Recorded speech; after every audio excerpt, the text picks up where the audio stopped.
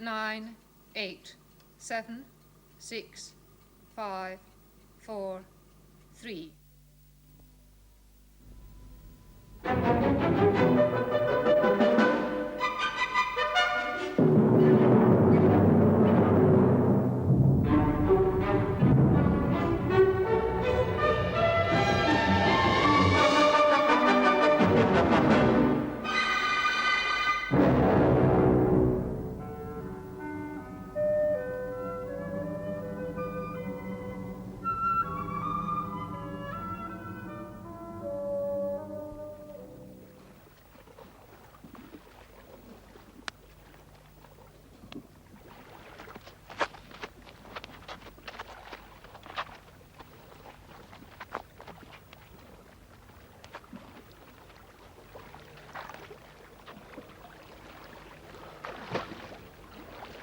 Who is there? Who is there?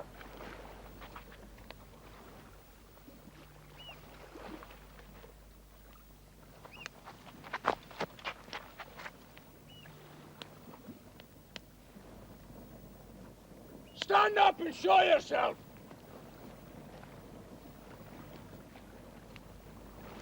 Lachlan! Diawgianif! Inisco! Maar me koet as to je heen, Jacobite. Well, this is our land. Who taught me here? It was on my mind that someone might steal your clothes. There is no one between the Gary and the waters of Archaic who would do such a thing. And you know it as well as I do. Tell me the truth, or I will come out and throw you in. I cannot shout it to you, Jacobite. It would be not lucky. Do you think I will come out of the water to listen to you, then? I will come in to you if you wish it. Don't be a fool, Lachlan.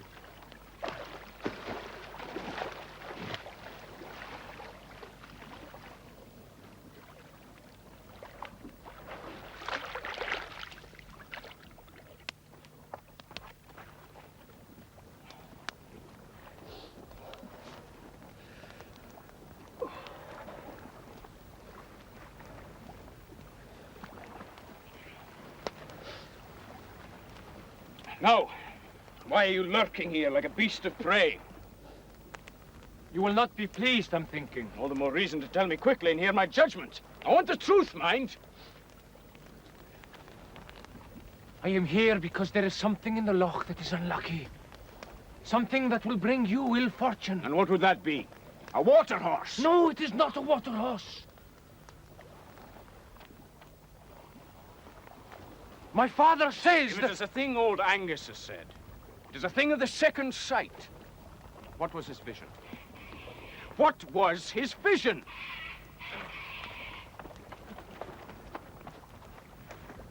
You cannot shoot a water horse, Lachlan. Not with a charge of small shot. It is not a water horse. It is a heron. If I had silver, I would make a silver bullet. A heron?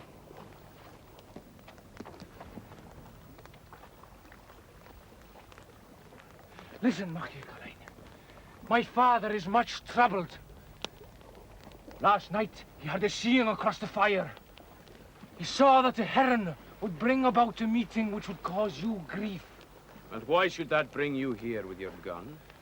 You are my chief and my foster brother. I would put the hair of my head under your feet. I came here to save you from that grief. The heron in the loch! Heilige Micheleata, Lachlan. Velu geistru. You're fool mochie. Ach ne you're seen aram. Lachlan, if old Angus is seen falsely, what good would it do to kill the heron? And if he is seen truly, do you think you can change my destiny with your fowling piece? If it will bring grief to you, then I must try.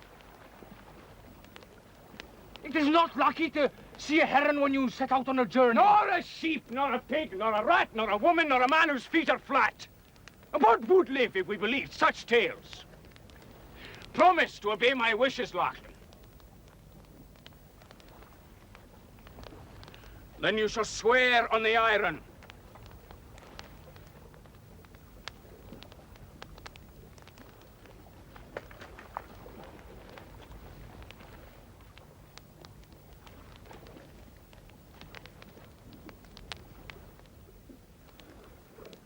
I would not swear on the iron for any other man alive. There is no need for such an oath. Do as I have told you.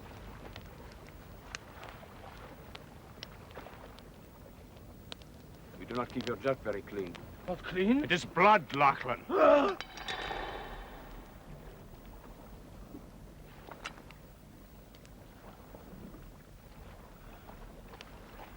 No.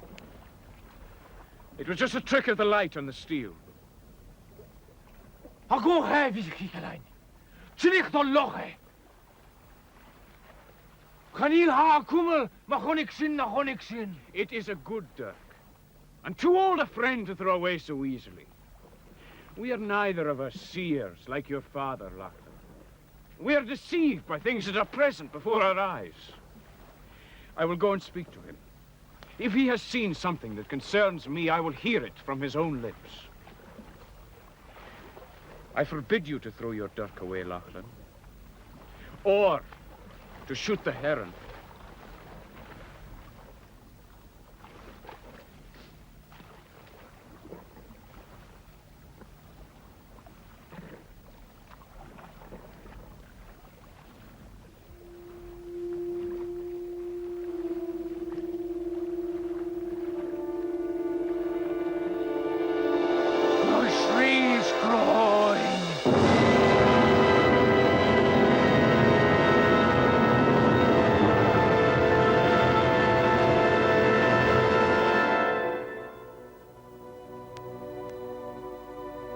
August the 16th, 1745. Captain Keith Wyndham of the Royal Scots, serving in a Scottish regiment, but having no love for the Scots.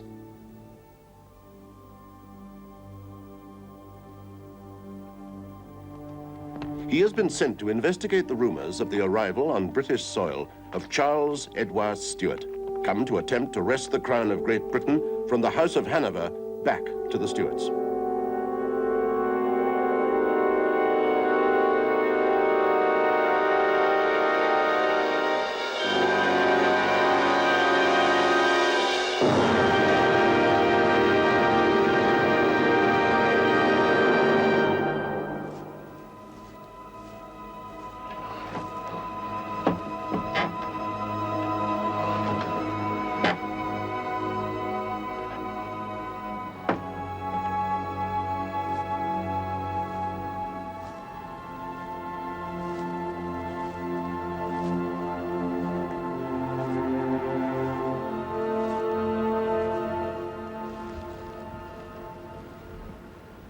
Dus er zit een heel.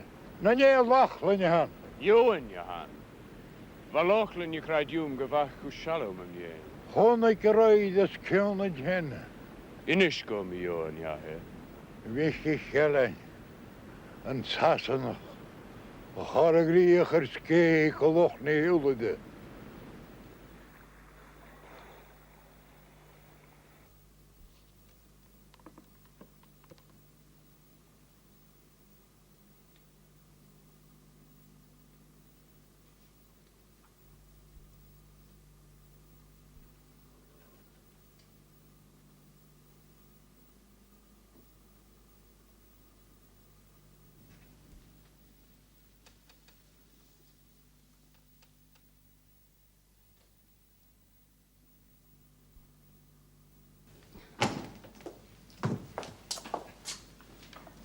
Miss Grant said you'd been speaking to old Angus. Yes, Aunt Margaret. Has he seen something? Something about the prince landing soon? That would need no prophet. Then it was about you. It was. Well, will you not tell us? There is no sense in telling the visions of an old man. Ladies are so easily alarmed by such things. Alarmed? You see? Shall we eat? Well, first, you must tell us what your prophet said. He told you something of your future. And since I've been led to believe that I will share that future, I have a right to know what he saw. Is that not so, Miss Cameron? He saw that a heron would bring about the first of 5 meetings between myself and another man. The first and the last would be by water, and that we would do great services, each for the other. That is not all, Ewan. He saw that it would end in bitter grief for me.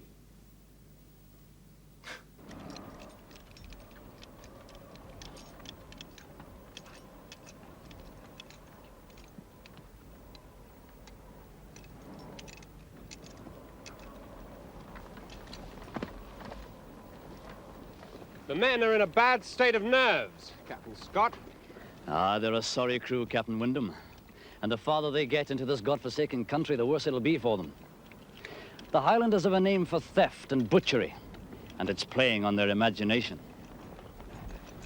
There's not a real soldier among them. They were all recruited last week. Thank God it's these Highland savages we're fighting and not the French. There'll be no real fighting here. If this rabble of ours can stay steady long enough to fire one volley, the Highlanders will run back to their caves and it'll be over. I think that's just as well. I think our heroes are shaking too much to reload. A second volley should prove necessary.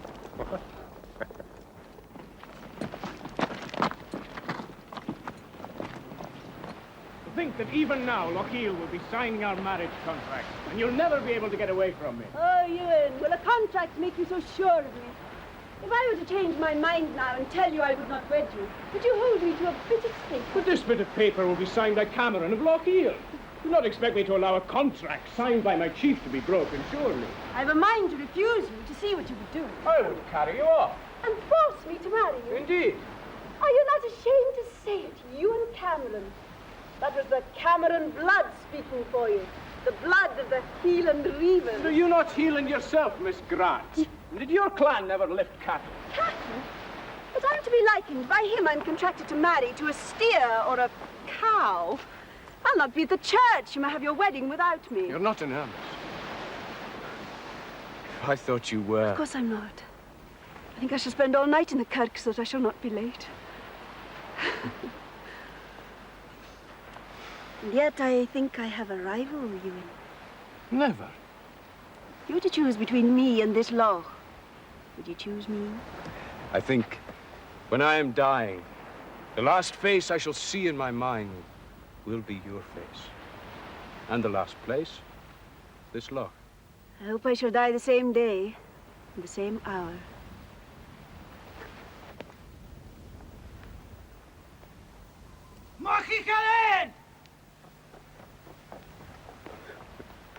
Neil McMartin.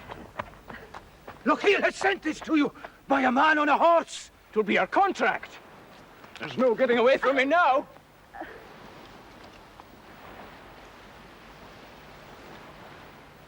Is it bad news?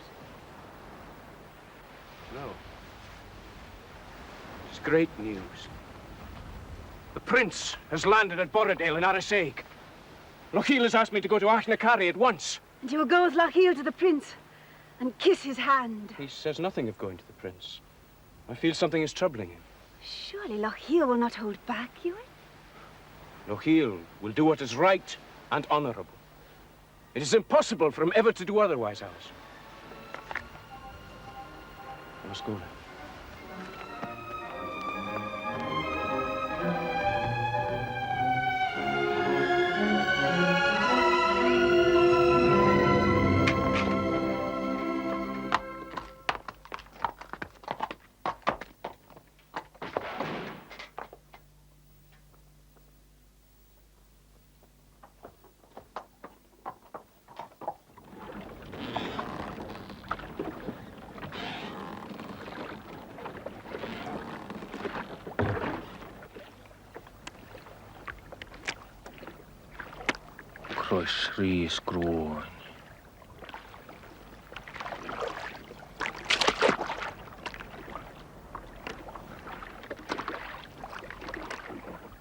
Achnacarry, seat of the chief of the mighty clan Cameron, home to the man who is judge, disciplinarian, protector of his clansmen, father in a patriarchal system which dates from feudal times, known by his surname and the territory he rules, Cameron of Lochiel. Things are not as they were promised they would be, Ewan. The French were to send troops with the prince. He has landed with arms and only 7 men. Then surely his need for us is the greater. We must join him. It is not enough to fight, Ewan. There must be a chance of victory.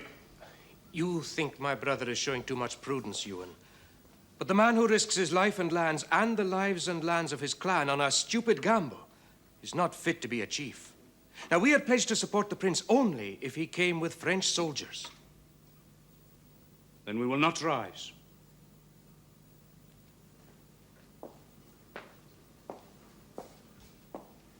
Ewan,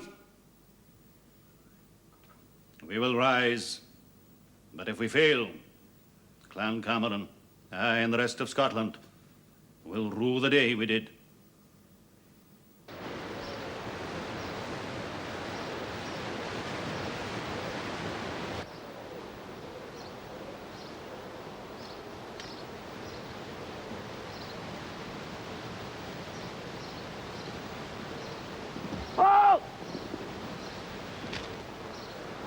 This is perfect country for an ambush. Would it not be advisable to send a couple of scouts on ahead? 2 scouts over the high bridge!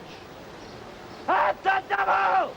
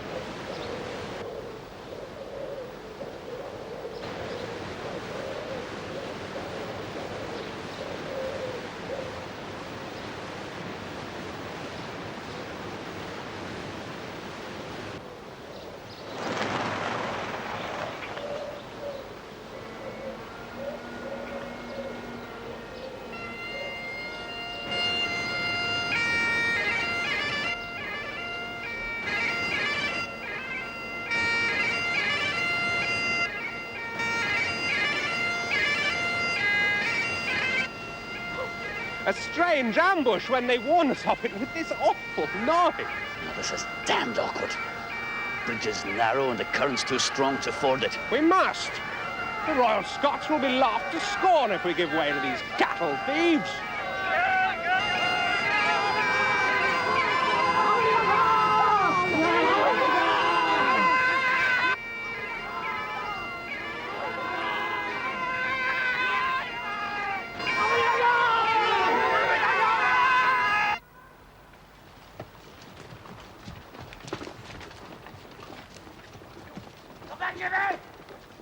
Come back! We're no deserters and the Scots! You, back! And the rest of you, back to the ranks! One of us will have to ride back to Fort Augustus and bring help. Since I am in command and you have the fastest horse, Captain Wyndham, I must ask you to go. I'll go gladly. There'll be no fighting done today by this chicken-hearted rabble. Hey.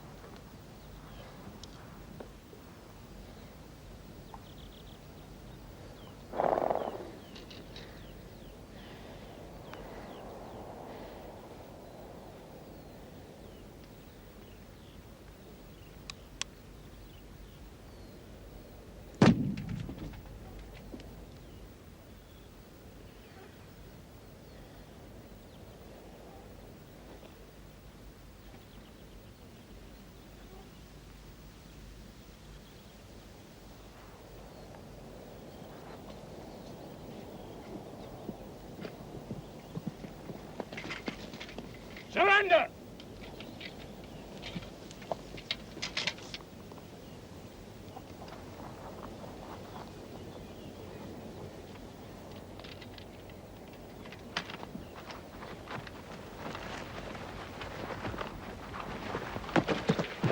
Wait! I advise you to surrender, sir. I'm sorry to take advantage of an injured man, but I have my chief's orders, and you must be stopped. You are completely cut off, and you cannot help your men. They are already prisoners. And Captain Scott is at the moment in the custody of my chief, Cameron of Lochiel.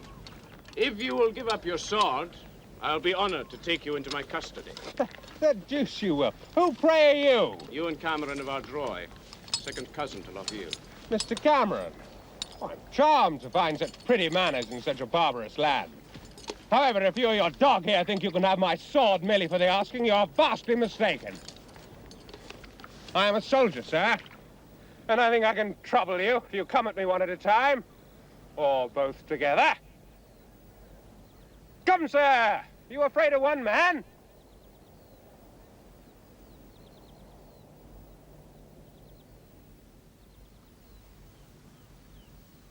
I know you are lame, and I see the blood on your face. Do not make me disable you further. Oh, you are so considerate, Mr. Cameron. However, I'm not convinced you are capable of disabling me further. Rude though it may seem, I am not prepared to take your word for that. Kern! Will you come to me? Or must I put myself at a further disadvantage and come to you?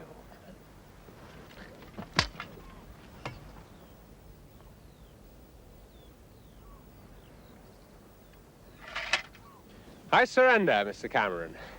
There is one thing I must ask you first, sir. It would be so easy to escape from us on horseback. I must ask you for your word of honor that you will not do so. I give it. Willingly? Willingly.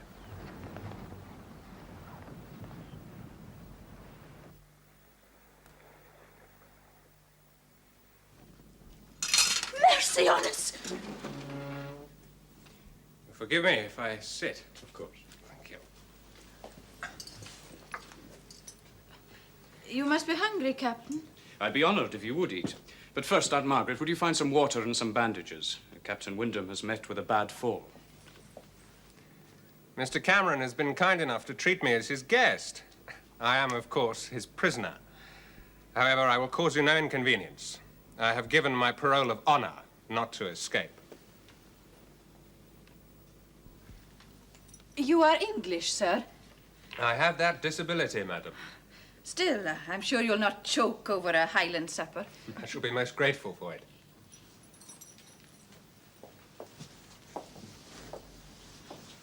I'm glad you're home safely, Ewan.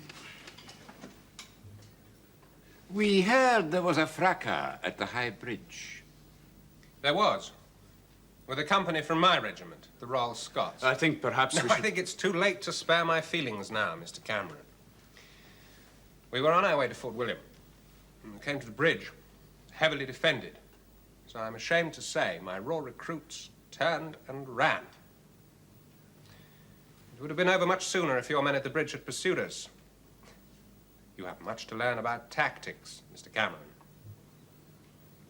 No doubt. They used an old tactic of moving about in the trees to pass themselves off as a greater number. When we questioned your men, we found an officer was missing. I was sent to find him, and that is how we come to have the pleasure of Captain Wyndham's company. My absence was due solely to the fact that I had been sent for reinforcements. No other explanation could ever occur to me. How many men held that bridge against us, Mr. Cameron? I believe not more than a dozen. 11 men and a piper.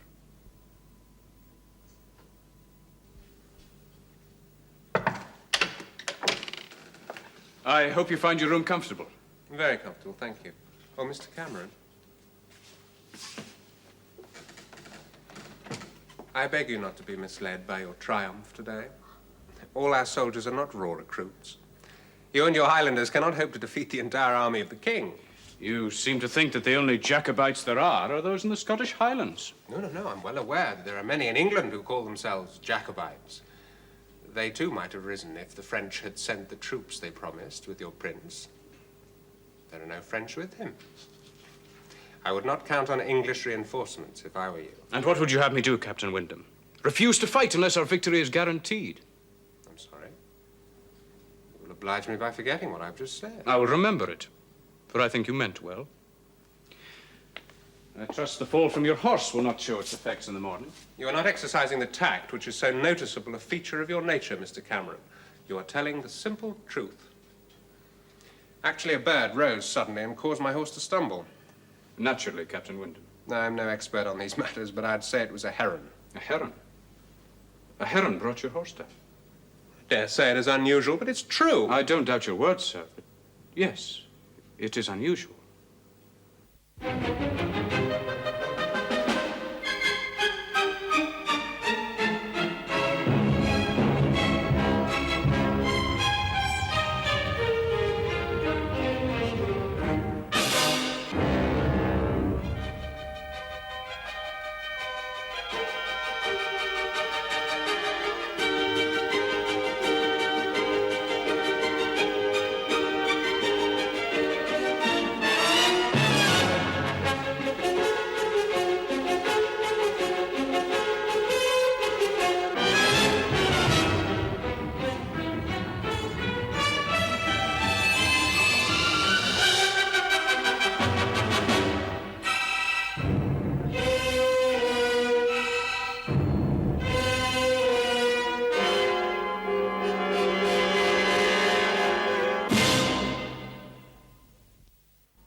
Seconds.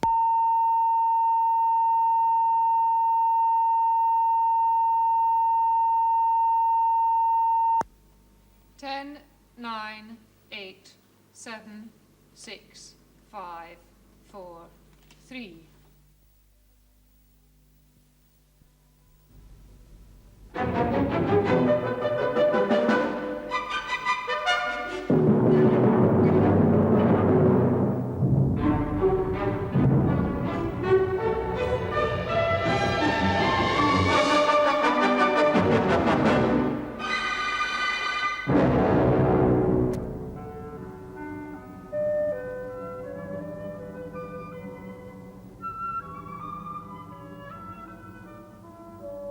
August the 16th, 1745. Prince Charles Edward Stuart has landed in Scotland in a daring attempt to win back for the Stuarts the crown of Great Britain. 60 years ago, his grandfather, James II, was expelled from the British throne. Feelings ran high even then, and groups of supporters of James, calling themselves Jacobites, took an oath not to rest until the Stuarts were restored to their rightful place. The intrigue of the last 60 years in Rome, France, and England has come to fruition in the Highlands of Scotland. Already, the fighting has begun. At the High Bridge in Lochaber, 12 Highlanders have tricked 2 companies of government troops into defeat. Captain Keith Wyndham of the Royal Scots has been taken prisoner by Ewan Cameron and is being kept under house arrest at Ardroy.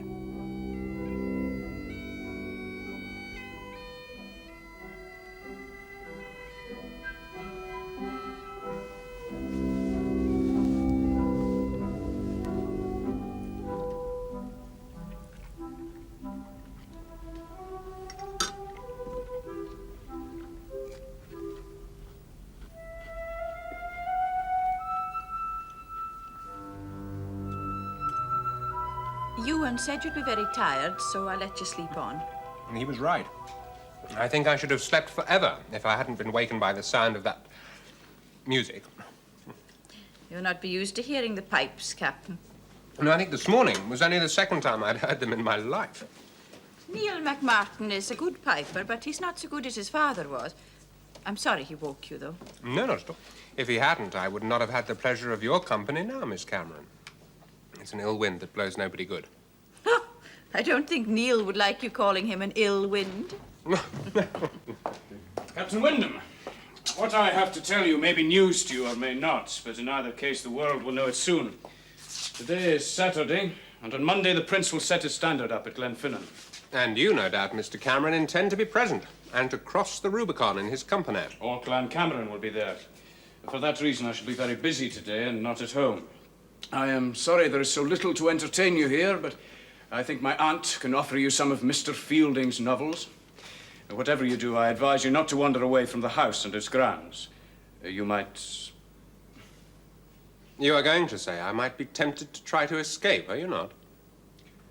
I have your parole of honor on that, and I know you will not break it. I was going to say it might not be safe if you strayed too far from the house wearing that uniform.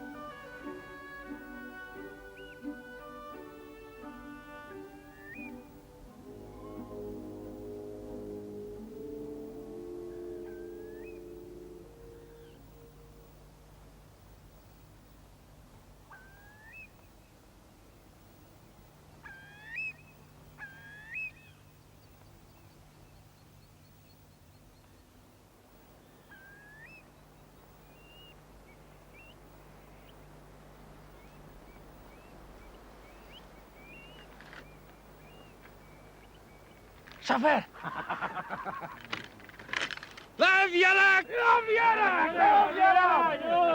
Lawierak!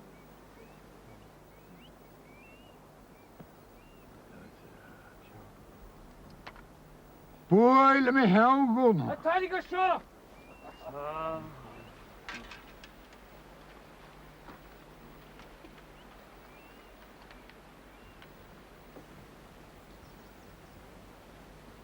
And sight of Jarak.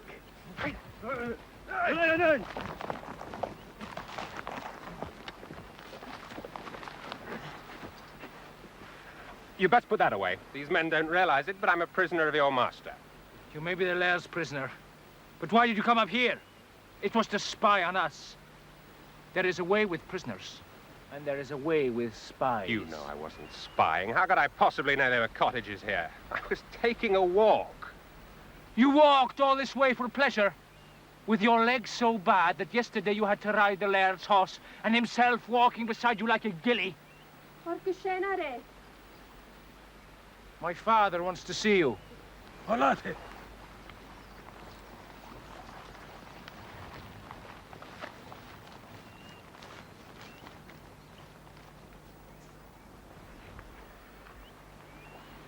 My father is almost blind, and he does not have the English, but I will be speaking for him. He asks if you will permit him to touch you and to speak with you. Since the rest of you treated me so rudely and insulted me, I can scarcely refuse a request made so civilly. Did you meet with a cora yesterday? What's that? It's a bird, a big bird. Was you meeting a heron yesterday? Yes. Hora! It was a heron that frightened my horse. She, Sakura Vaum. Did you meet with the bird near water? Yes, and why is he asking me all this? My father is a tie-share. He has the second sight. He saw that the heron would be making the laird to meet with you.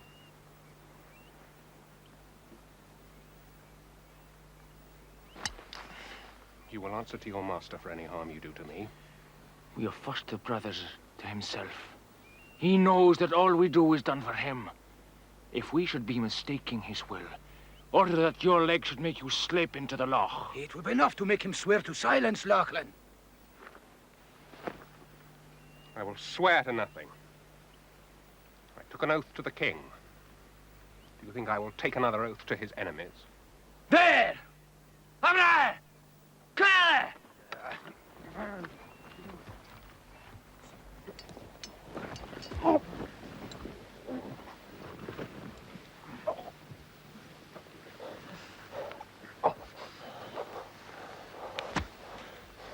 We shall find a stone to keep you in the water, as we did for the curragh.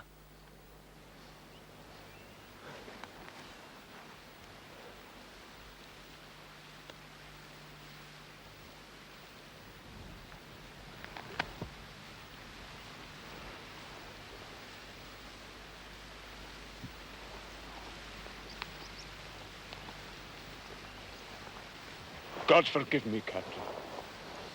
Are you hurt? I shall live. You came just in time, Mr. Cameron. I'm very glad that your savages obey you, at least when you're present. You will remember that I warned you, Captain. If your men wish to murder me, am I safe at your house? My men do no murder, Captain. If you'll allow it, I'll take you back to the house, away from these savages, as you so rightly call them. No, thank you. I will find my own way back. I wouldn't dream of keeping you from preparations for rebellion. I should prefer to go with you. I had no right to take your sword and surrender if I could not protect you from my own men. I would not have had this happen for my life. Apart from the loss of a couple of buttons, a great deal of dignity, I'm not much the worse for it. But I am. Mr. Cameron, you were right. You warned me, and I ignored the warning. Please, forgive my bad manners and accept my assurance that I will forget all about it. You mean that, sir? Certainly. And I would be most obliged if you'd keep my folly from the ladies. A soldier's self-esteem is very easily hurt. You are very generous. It is my self-esteem that will be spared by silence. Well, it's very easy to be generous when it seems less likely that one is to be weighted and dropped into the loch. Would they do that to you? I do not think I can let men who have put such disgrace on me go with me to the prince. I would be less than human if I tried to prevent you from revenging me. However, if you were to condemn them to stay at home, I think you'd be doing them a favor. Combien de temps seras-tu avec le prince? Je n'en sais rien. Ça dépend sur beaucoup de choses. I hope you enjoyed your walk this afternoon, Captain. It was highly instructive, Miss Cameron. I was introduced to some unusual customs. I must say the people paid a great deal of attention to me. They are very hospitable people. Yes, indeed. They were so pressing that, had Mr. Cameron not appeared on the scene, I should still be out there, somewhere. What sort of man are you? A stranger who must cause my Ewan bitter grief. Oh, God, I wish I were not Highland. I wish the second sight did not run in my blood. Is my love's destiny so bound with yours? Oh, happy Ewan. Tomorrow with a prince. All I do is hope. All I give is prayer. And yet, I give what no one else is to give. Ewan himself. But a gift is gone from one's hands forever. Alone comes back. Yes, I lend Ewan to the prince. Willingly. Gladly.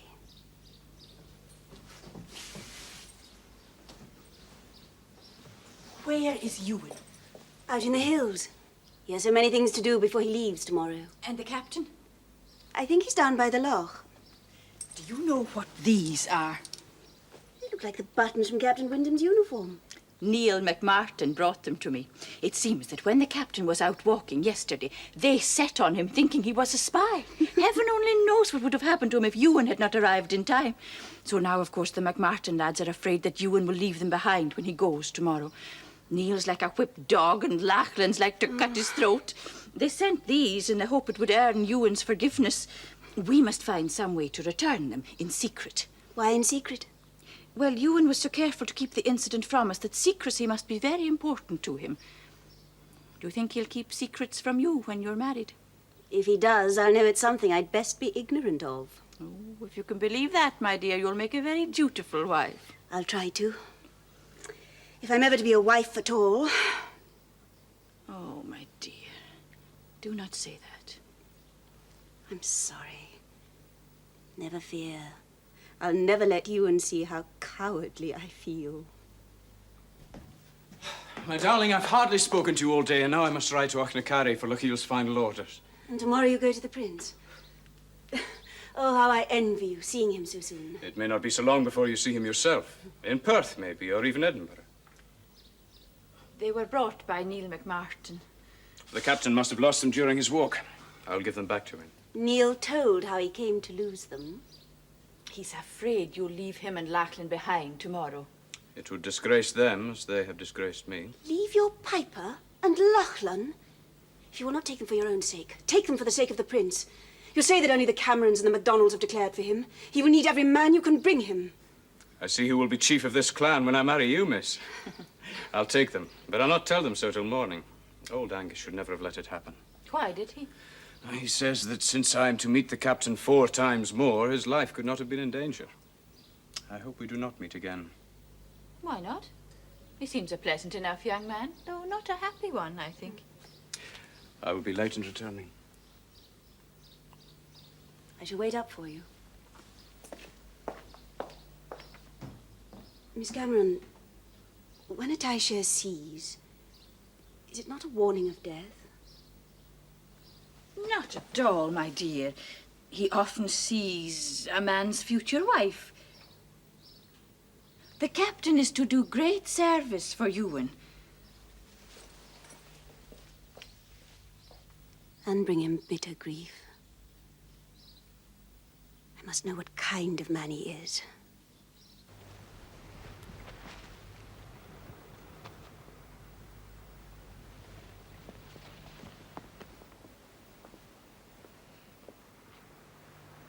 Sorry if I've disturbed you, sir. You did disturb my thoughts, Miss Grant. But I assure you that you did me a great service in doing so. Surely, sir, on such a beautiful evening, your thoughts were not entirely unhappy. I was reflecting. There are few things in my life I can remember happily, and they are at best illusions. But your family, perhaps your wife. My family I would rather forget. I have no wife. She's not dead. I need no sympathy on that account. No, the only thing I have in my life is my career as a soldier. You must admit, it doesn't look too good at the moment.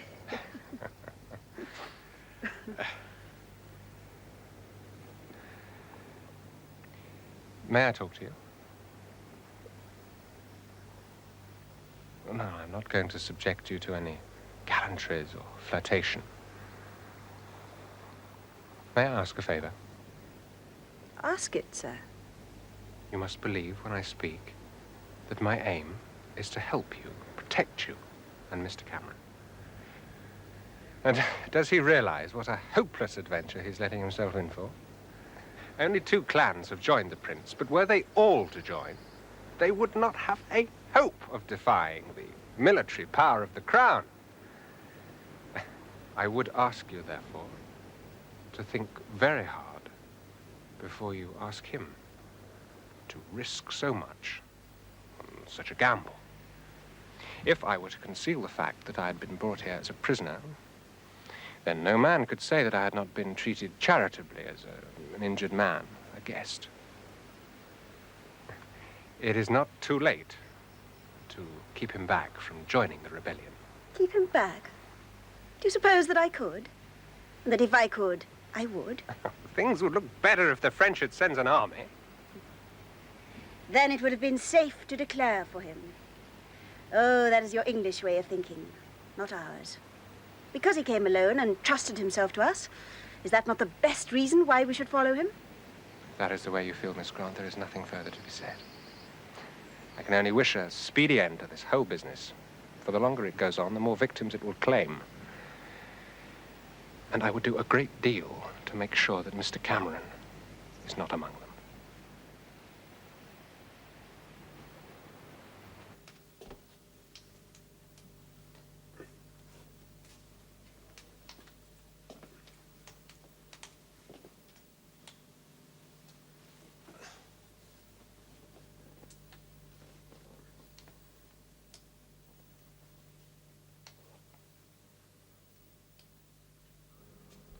Most heartily we beseech thee with thy favour to behold our most gracious sovereign lord, King James.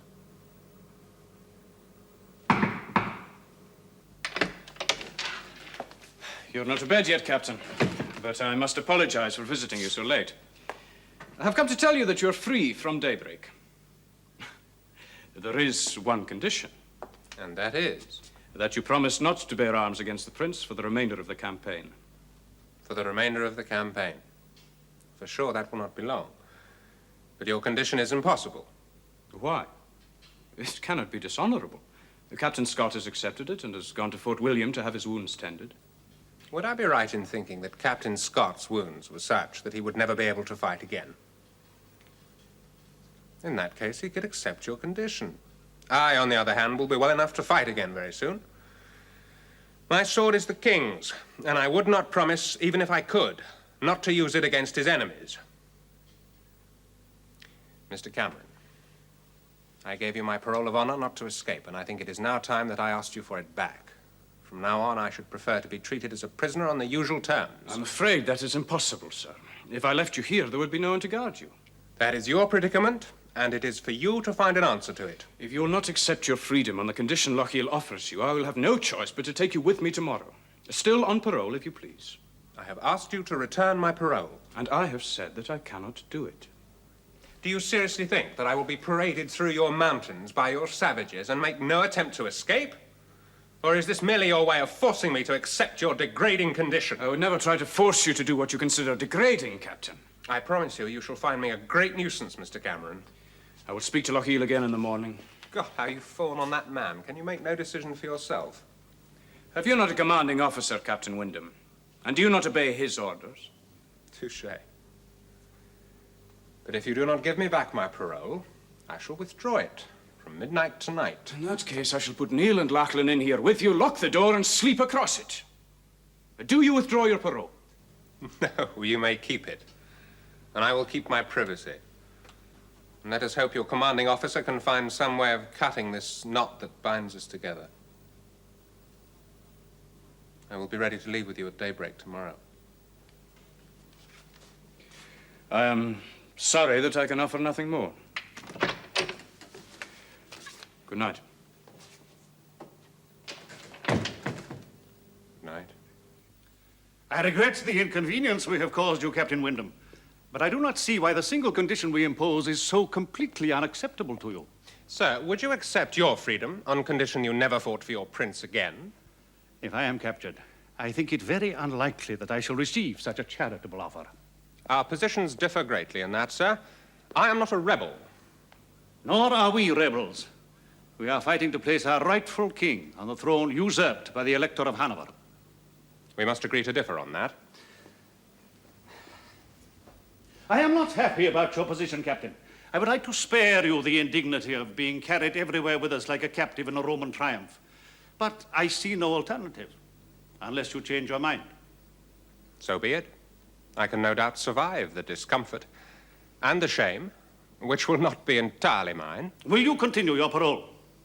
I cannot do that, sir. We have no forts, no strong places where we can hold you prisoner. And you will learn a great deal about us, which might be useful to our enemies. If you will not give us your word, we must guard you closely, perhaps even bind you. That would be uncomfortable for you and embarrassing for my young cousin Ewan. I shall be sorry to cause him embarrassment, but I see no alternative. You'll forgive me, Captain, if I say I have matters more weighty to attend to than my cousin's embarrassment. Will you extend your parole for 7 days? Perhaps by then we may have thought of something. Yes, but if you have not, by the 7th day after my capture, you must treat me as a common prisoner. For I promise you I shall take every opportunity to escape.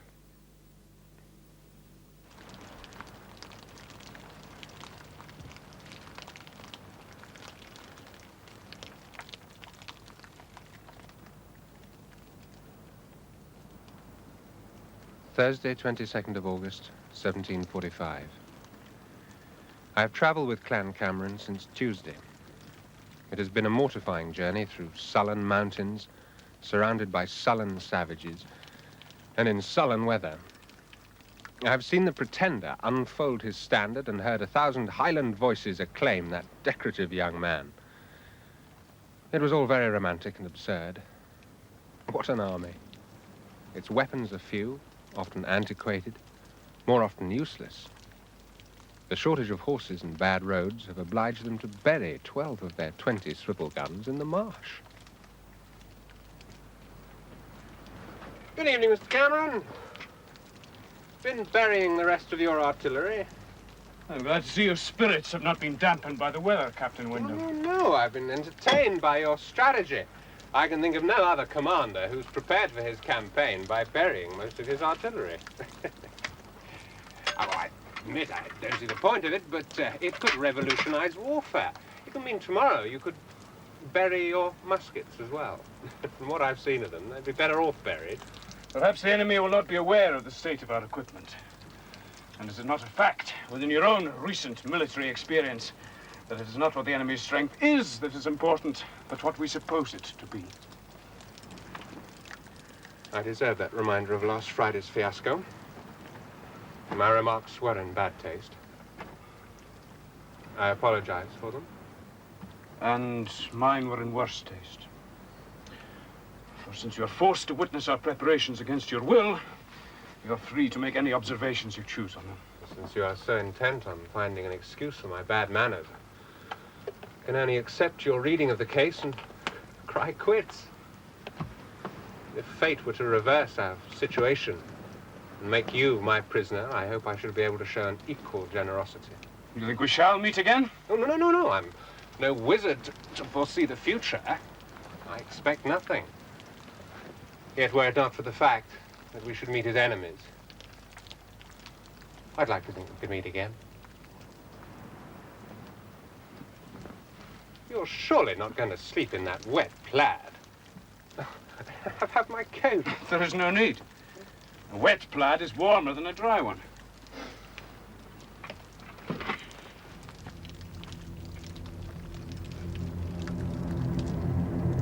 My parole runs out tomorrow. The Highlanders are so engrossed in their preparations that with luck, they will have forgotten to count the days and hours of the day. 23rd of August. Fassifern, home to Dr. Archie Cameron, brother of Cameron of Lochiel.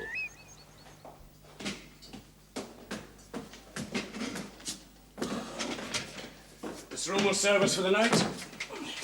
You will find the bed a luxury. I shall sleep here. I must remain accustomed to hardship for the fighting. Whereas I, as a prisoner, have no more battles. There's no need for delicacy when you're so clearly right. There are many things I must attend to. I think our supplies will run to supper. When it is ready, I will come and fetch you to it.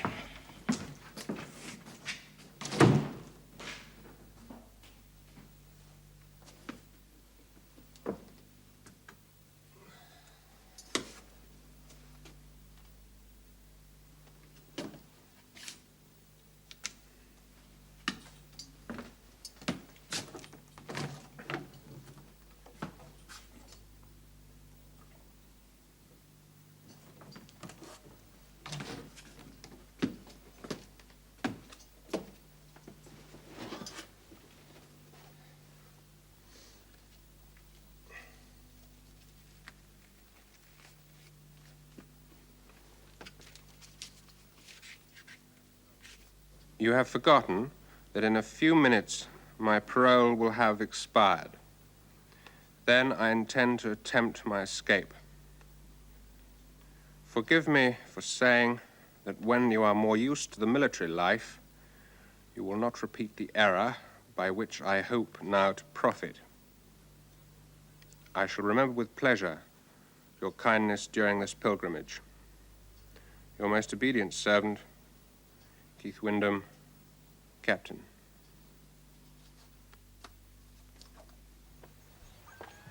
We must send the heavy baggage forward by another route. It will have to run the gauntlet of the English troops, but it must travel by better roads than we do, if it is to arrive at all. Well, then let me convoy it. No, Archie. I will send Ewan and his men. He is more able for such an adventure than you are.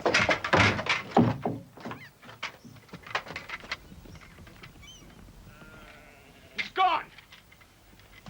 The English officer who was my prisoner. He'll go straight to Fort William with information about our arms and numbers. I'll go after him. No, Ewan! I have more important things for you to do. But the information... I doubt if he can tell them anything they do not know already. If he escapes, it'll be no great loss, and you will be rid of an embarrassment. I doubt if he will get very far. He will be very conspicuous in that uniform. He's not wearing his uniform. He is wearing a plaid he stole from me. He left me this damned impertinent letter and these coins to pay for the plaids. If ever I meet him again...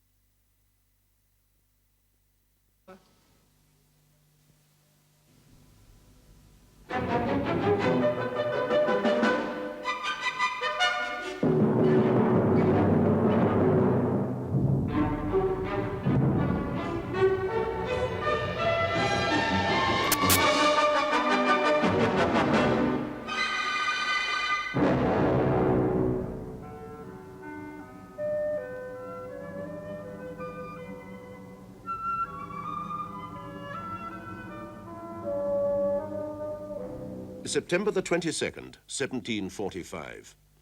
5 weeks have passed since Prince Charles Edward Stuart raised his standard at Glenfinnan. It would seem that nothing can now stop his triumphant sweep through Scotland. Crieff, Perth, Stirling, Falkirk, Linlithgow, Prestonpans, and now Edinburgh. The capital, however, may prove more difficult. Government troops under the aged hypochondriac General Guest occupy the castle, and the city is commanded by their guns. It's merely the history of Edinburgh repeating itself, Captain Wyndham. In nearly every conflict here, one side has held the town and the other has held the castle. Now, we are too few in number to sally out and attack them, and they are too ill-equipped to take the castle, if the castle can be taken. Now, they won't try and starve us out, for if they cut off our supplies, they know we will bombard the town. So we stay peacefully within a few hundred yards of each other, as incapable of fighting each other as a whale and an elephant. Everything about this campaign seems to end in farce. If that is another criticism of the tactics of General Cope, Captain, I must warn you that it is insubordination. I would not presume to criticize your fellow general, sir. I would, however, question if we will be able to win if he turns tail and flees every time he catches sight of the enemy. Did not your own first action against the Highlanders end in a somewhat similar fashion? In our case, sir, the order to retreat was not given by the officers in command. The men withdrew at remarkable speed without waiting to consult us. Thank you. Besides, we were deceived into thinking their numbers were greater than they actually were. General Cope, I think, knew the Highlanders were badly armed and unable to win a pitched battle. So you think that if he'd engaged them, he would have won? I am certain, sir, that when the Highlanders meet a resolute and well-disciplined force, they will not only be defeated, they will be destroyed. Then sooner or later they will be destroyed, Captain. But meanwhile, they have taken Scotland. For my part, anybody who wants this country can have it. It's still a farce. Well, the comedy will reach its peak tonight. I'm informed that Prince Charles has postponed his advance and is giving a ball in Holyrood House. Well, why not? Many of them will be dancing on the gibbet when this is over.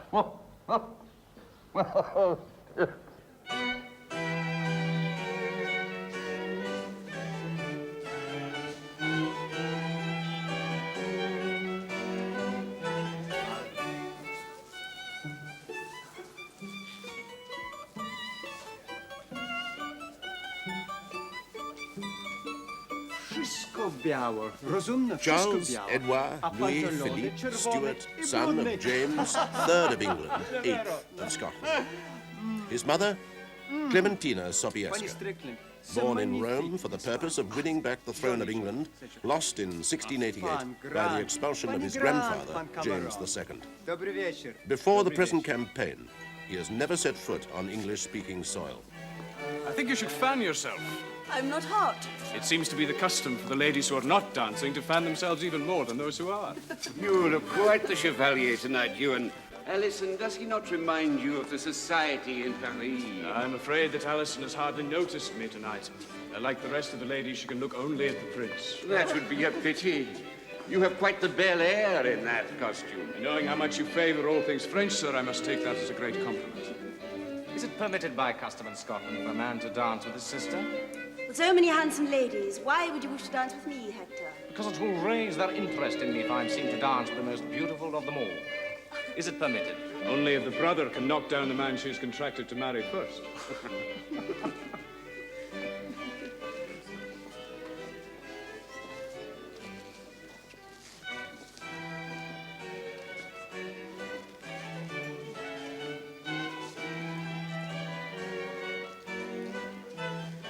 The prince is gone. I hadn't noticed. And you're one of his chosen aides-de-camp. I was too busy looking at you. Where could he be? My dear, the prince does not choose to dance, and he's under no obligation to watch us dancing for any longer than it pleases him. Archie, come and protect me from Miss Grant. She thinks I am unworthy to be the prince's aide-de-camp because I did not notice him leave, and she will not be at peace till I have satisfied her curiosity by telling her the reason for his absence. Well, I will be glad to protect you from Miss Grant by removing her from your custody. Will you dance with me, Miss Grant?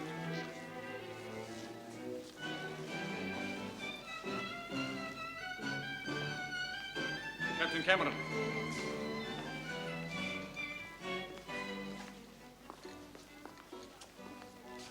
Captain Cameron, the Prince desires you to take up a position outside his antechamber 15 minutes from now and see that no one approaches his bedroom.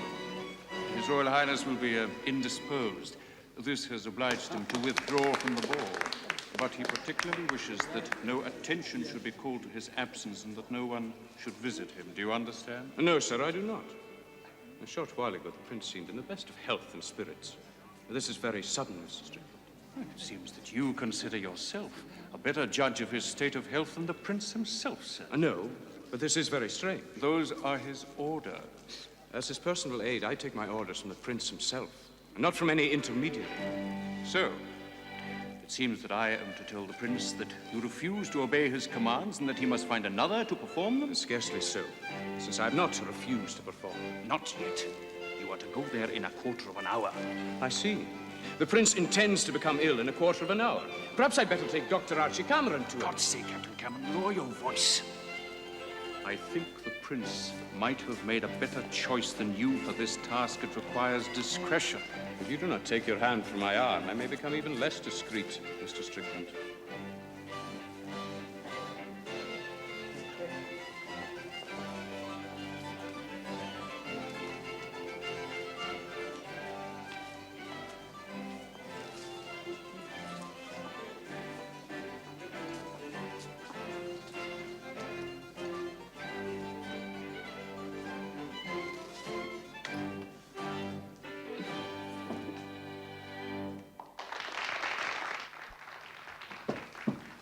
Avanti.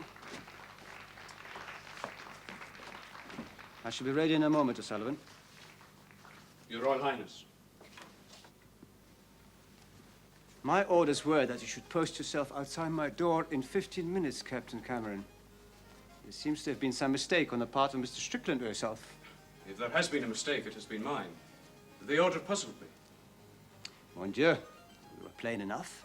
Not entirely, Your Royal Highness, so I ventured to ask to hear it from your own lips. Mr. Strickland brought you my orders. Is he not to be trusted? Most of the Roman emperors were assassinated by men close to them. I do not anticipate that Mr. Strickland will assassinate me, nor am I in a mood to be lectured to in history.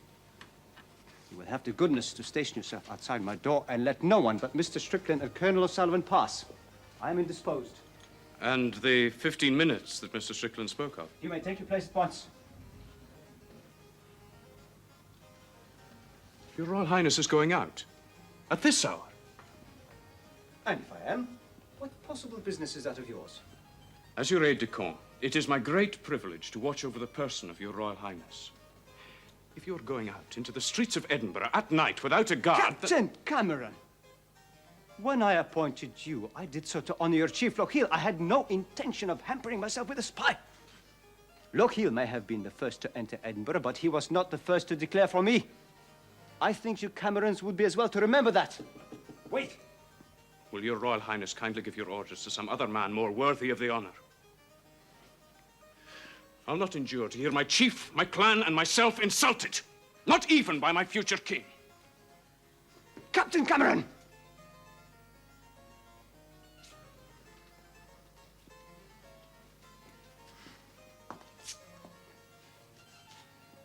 You cannot think that I have any feelings but those of gratitude towards Lochiel, your clan, or yourself. And to prove my trust in you is complete, I will tell you the errand that takes me out tonight. Wait! And if you insist on your right to watch over my royal person, you shall accompany me. Your Royal Highness is kind, but I cannot claim that right any longer. May I withdraw? You Highlanders are unforgiving. You feel the responsibility of your duties towards me. Think of the weight of responsibility I bear. And if your sense of duty has made you indiscreet, think how much more mine has made me. We are both young men, Adroy. We should forgive the rashness of youth in each other. Yes, my prince. Give me what orders you will, and I shall obey them. Am I forgiven them? Open the door, mon ami.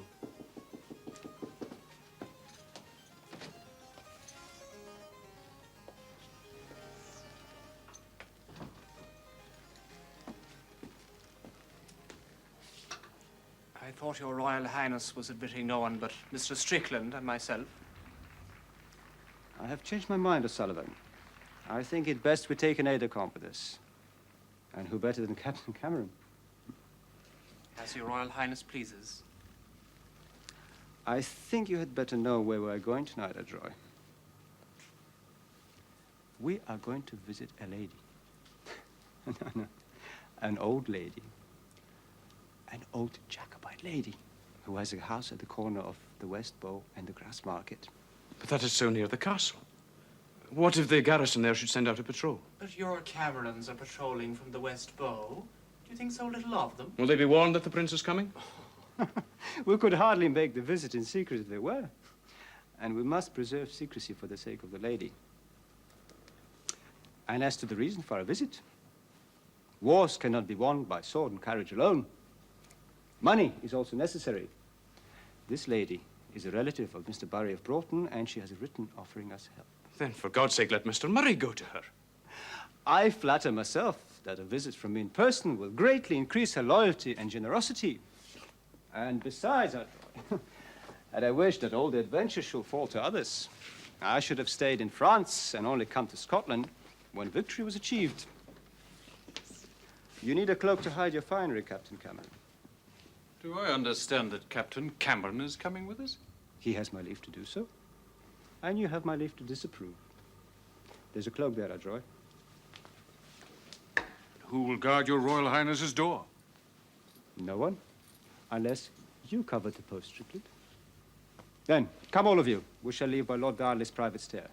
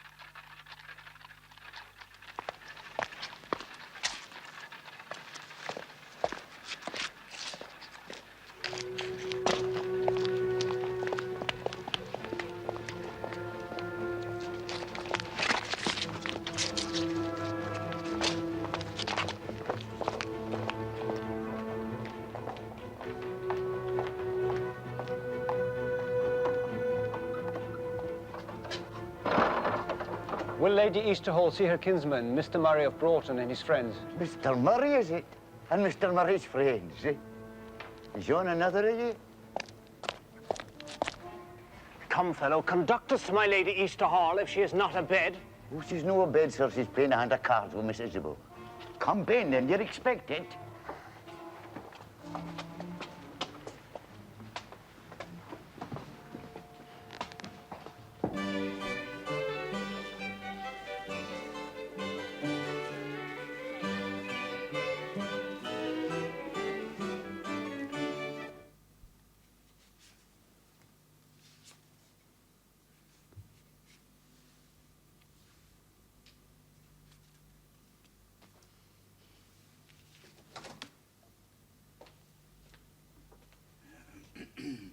What is it, Saunders? It's your ladyship's kinsman, Mr. Murray, and a wheen friends of his to visit you. You visit Uncle late, John, but you're none the less welcome for that. Ah, you're a finer figure of a man than here I thought you'd make. Madame, I beg your pardon for using your nephew's name as a passport. Service, what's gotten into the house? Great aunt, it's the prince himself.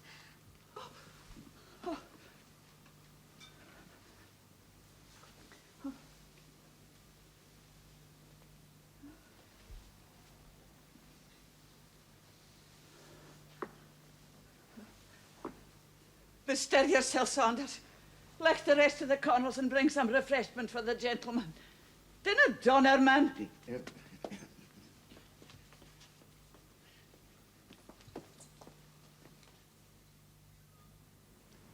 За ваше здоровье. И за ваше.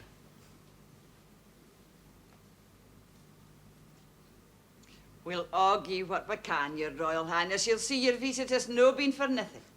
How could it be when it has given me your acquaintance, Lady Easterhall, and that of Miss Cochrane?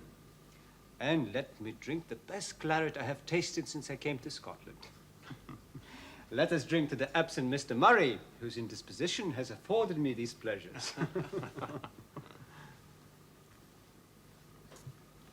What plague ails you, Captain Cameron? You're standing guard like a grenadier. Come, sit down, man. Do not insult our hostess's excellent wine. With your Highness' leave, and yours, Lady Easterhall, I'd rather keep watch. The close here runs up to the castle, does it not, ma'am? Uh-huh. Is there any window in the house that would give me a better view of it? You're very nervous, Captain Cameron. I'm sure the nearness of the castle troubles neither ourselves nor the ladies. The young man shall keep watch if he's a mighty. Isabel, gae show the captain the best window for seeing out. Though if they should send a picket here, you could all be out of the house afore they could win their way in. It hasn't been used for a while, but there's a secret stair leads for this very room down under the house to the west bow. Where's the entrance? Ahead John Scrutor at the side of the chimney. Good. So now you need not deprive us of your company, Odroy, nor that of Miss Cochrane. Even with the secret stair, your Highness, I think it would be wiser to have as early a warning of their coming as possible.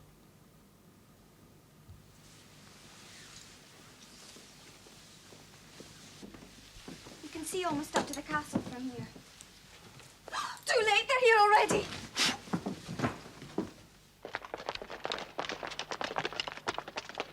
Zapasem broń. Now, czerwony pas, czerwony. Saunders, go to your room. On no account open the great door to anyone. The soldiers are coming.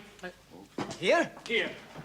It seems your nervousness was justified, Odroy. How does the panel open, madame? Oh.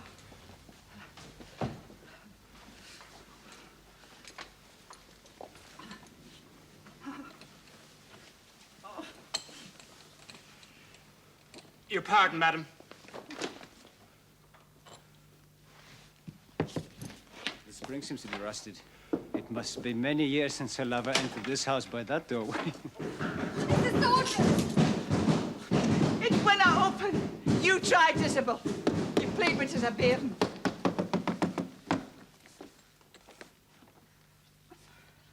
Oh, Isabel, can you no open it? God. Quick! Strickland, a candle. Go first to light the way. Now, your Royal Highness. Madame.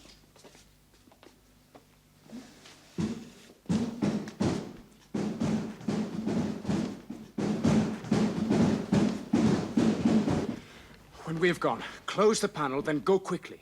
Be in your bedrooms when they come. I beg you not to be found here. It might lead them to look for a way out, and the prince must get well clear of the house.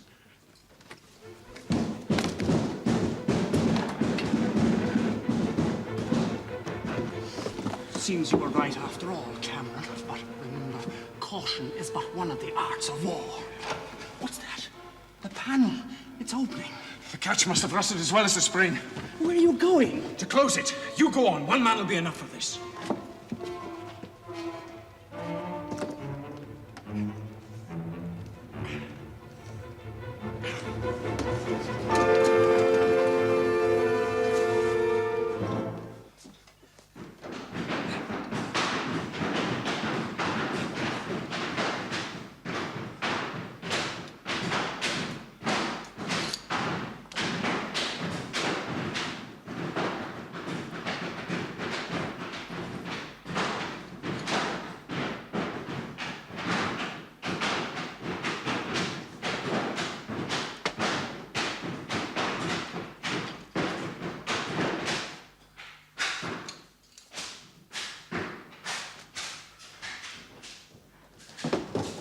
Is one of them? What are you doing here? No, sir, it's for us to ask that of you.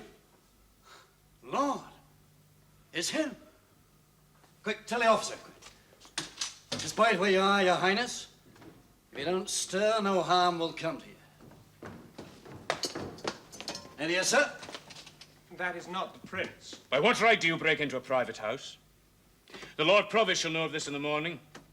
No doubt you will demand an explanation of General Guest. Dry. This man is aide-de-camp to Prince Charles. We can be certain the prince is in this house. Sergeant, direct the search.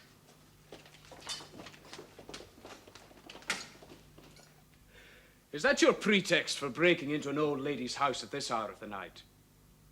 Can you really believe that the prince is here? Surely you've heard the prince is holding a ball at Holyrood tonight. If you are so eager to find him, try forcing your way in there. Mr. Cameron, I'm not to be played with like this. The pretender's son was seen to enter this house with 3 men. I'm sorry to disappoint you again, but as you have seen, your men mistook me for the prince. No doubt your informant did so too. As for my 3 friends, they have gone. Lady Easterhall and her niece have retired, and I was about to sit down and write a letter to my aunt when your illegal entry disturbed me. Our informant recognized the prince by the order of the thistle he was wearing.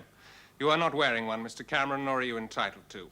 And since I do not believe you would lie needlessly, I am more certain than ever that the prince is in this house.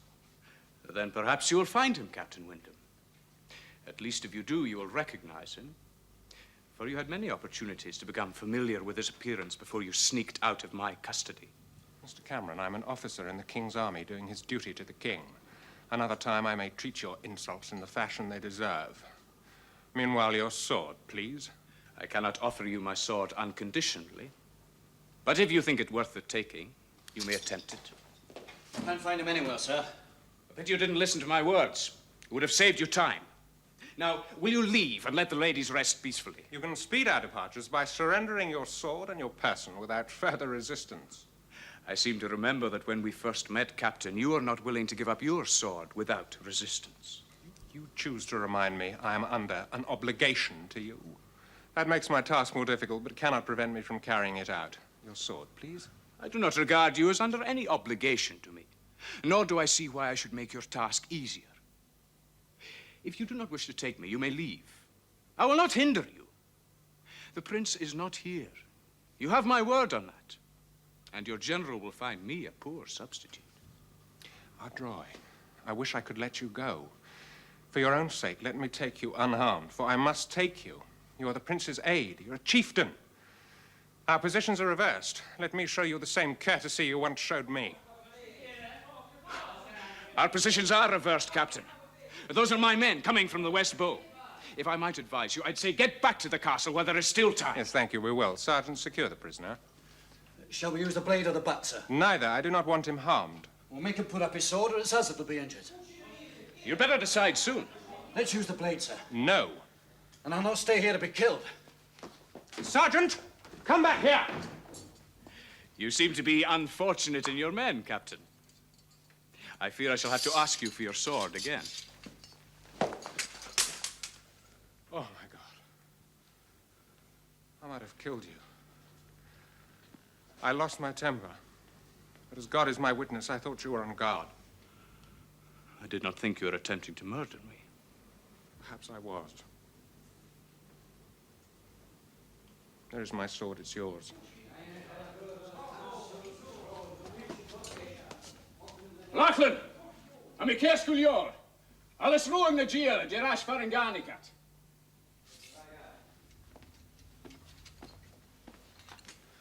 Put on your sword.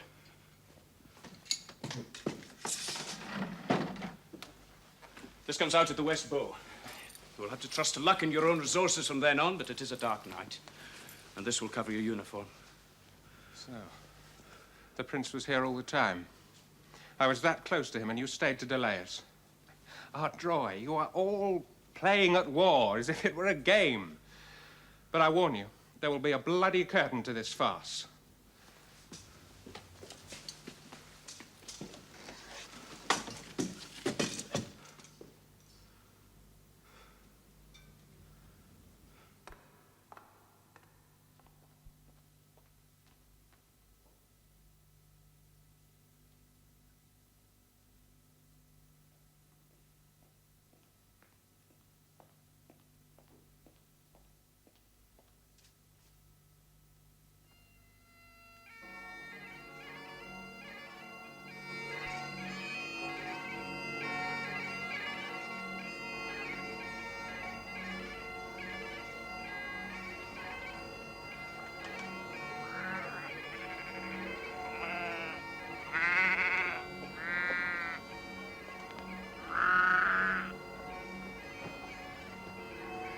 Go on, you see, go on. Ah, they're evacuating the city. Edinburgh will be free of these Highland pests by morning. And of their prince as well. For good, I imagine. But his force is many times greater now than it was when he started the campaign. Aye. Success has drawn people to him who would have stayed at home had he failed. But he's marching for England now. Will not the English be drawn to him? They'll join him on the day that he takes London. And that day will never come.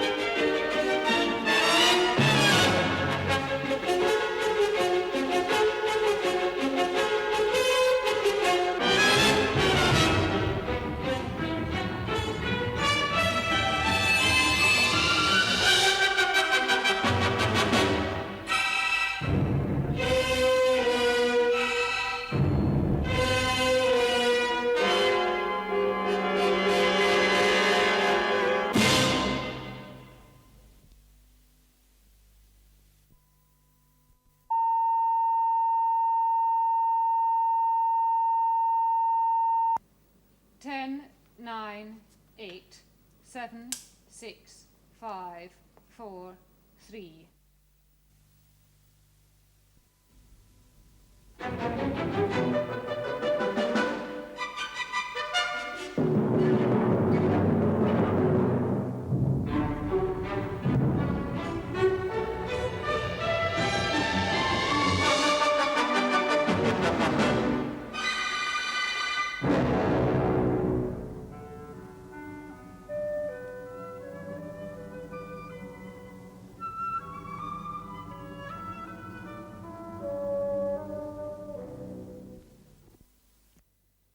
(1746).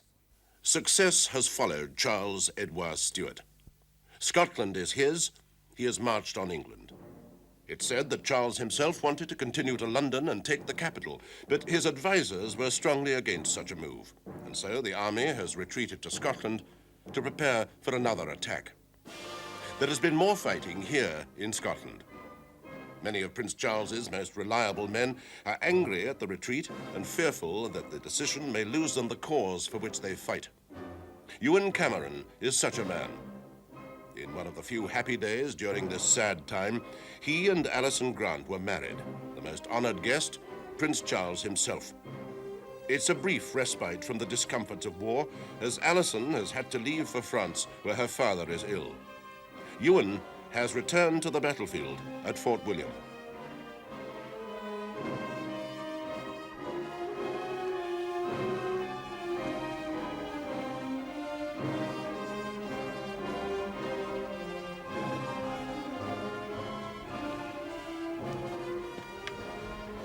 We're thinking of Alison again.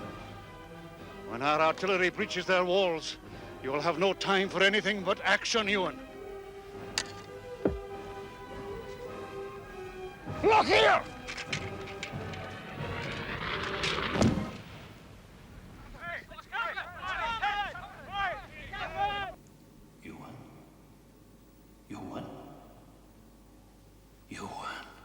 Why did you do it?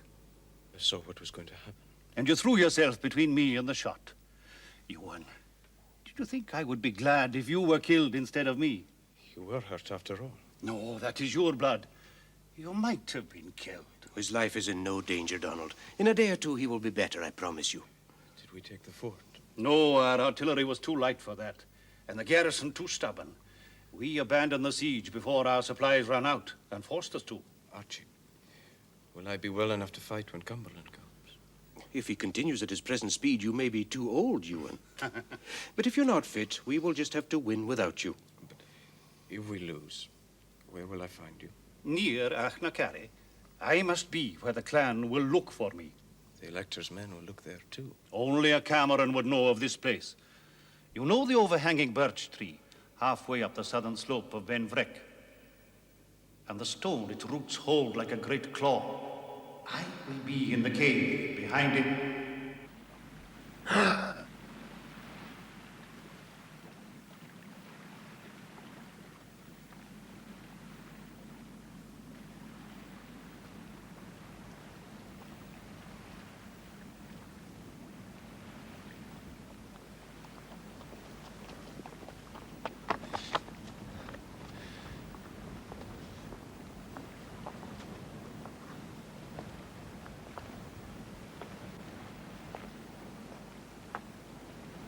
So, you disobeyed me, Lachlan. You killed the heron.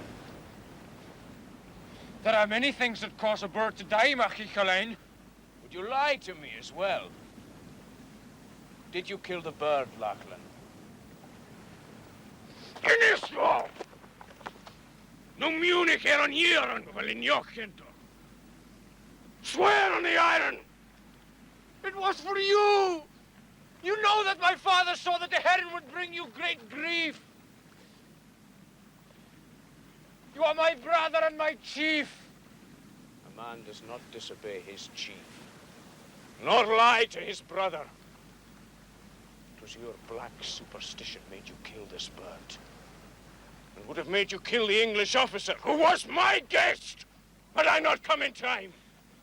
I wish before God that you had come later. That man is to be your doom. I wish I had cut his throat and sunk his body in the loch. Then you're not my brother, and I am not your chief. I have done nothing that was not for you. But if I have betrayed you, give me my dirk. I will drive it in my own heart, as I would in the heart of any man who would harm you. Take your dirk. And put it in your sheath.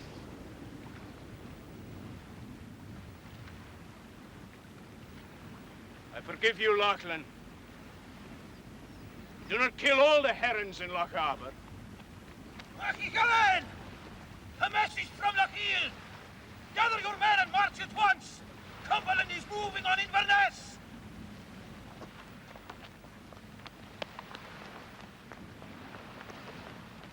13th of April, 1746. The impossible has happened. The Duke of Cumberland, with government troops, has crossed the River Spey.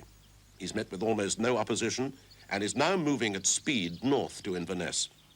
The army of Prince Charles Edward Stuart is at its lowest ebb. Most of the money has gone, and the men are close to starving. Loyalty in the Highlands Charles has in abundance, but the people are poor and cannot give what they do not have. Charles is still confident, but he will have to convince his officers, amongst them the powerful Lord George Murray, that the luck and courage of his army will triumph over the calculating ruthlessness of Cumberland.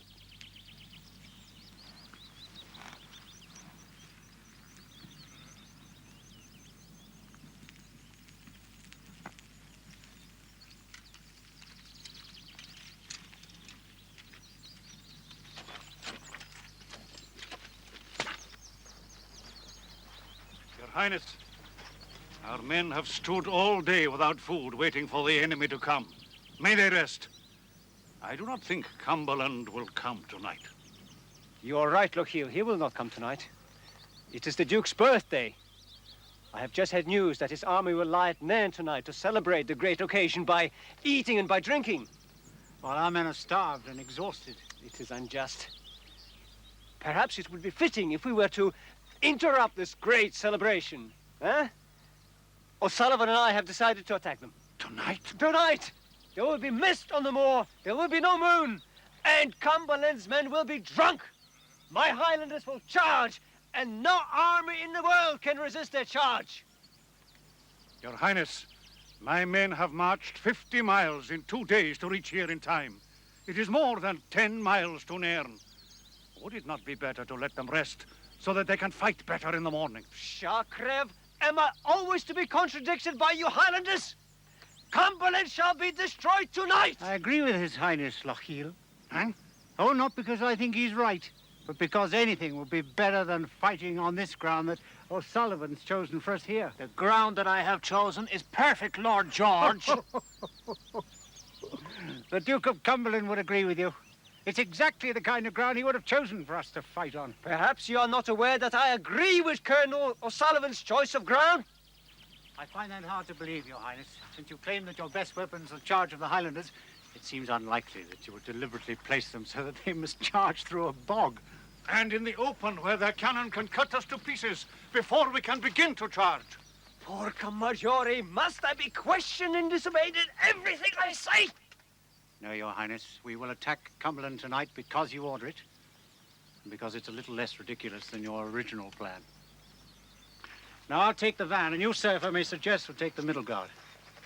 If we're to win, we must surprise them, and to do that, we must move very quickly. We'll be racing the dawn.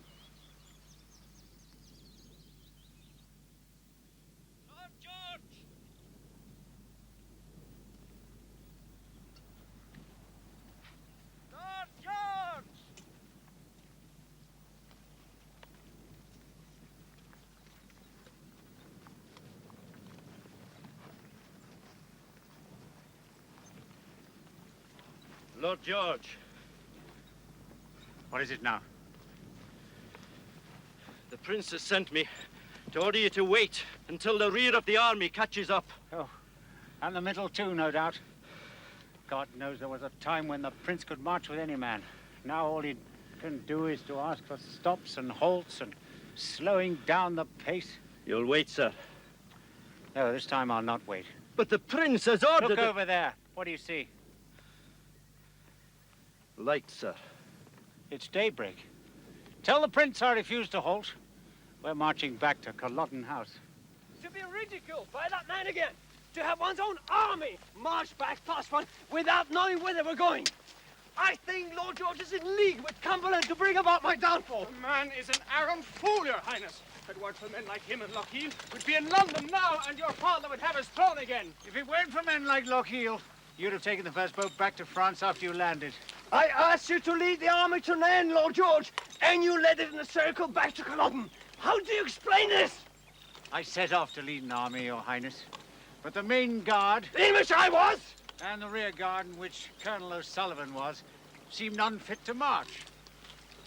The only choices I had were to arrive in the early morning with a few hundred men to surprise 18,000 troops, or wait till the afternoon when there was no chance of surprise and even less of winning. So I ordered our return. In future, no one orders my army except me. Do you understand, Lord George?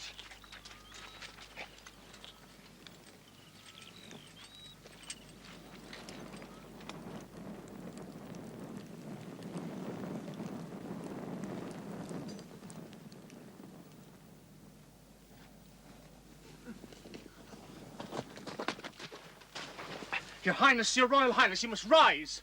How long have I slept? 1 hour, Your Highness. Then let me sleep. Your Highness, you cannot. The Duke of Cumberland is on the march towards us. How far off are they? Only 4 miles. Tell them to take up the line of battle as we planned.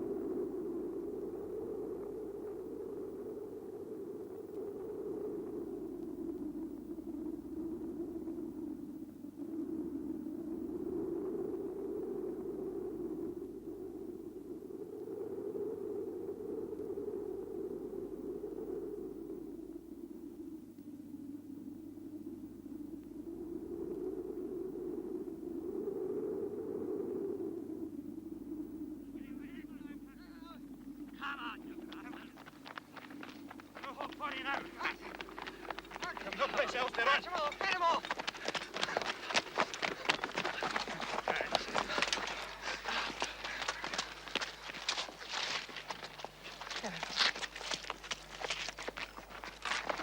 Come on, get up.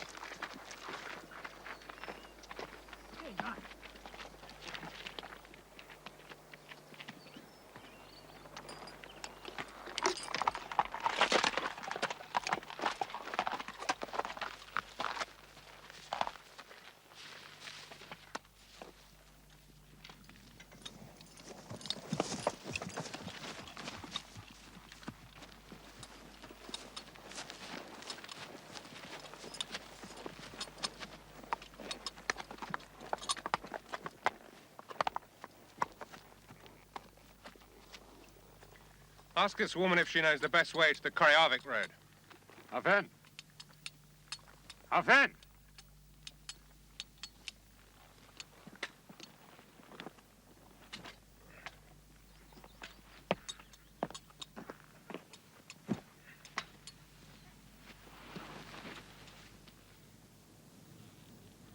This woman is dead.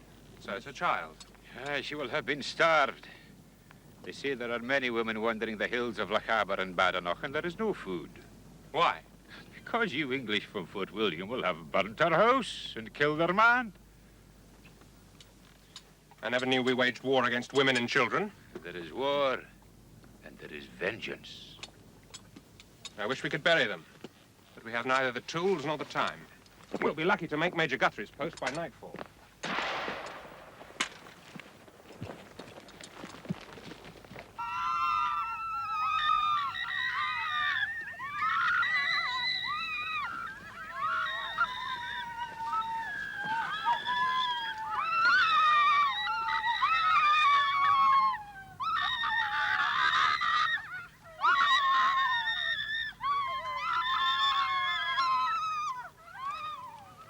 Is that not the Cameron tartan? Oh, aye, sir. It is to be sure. Good God.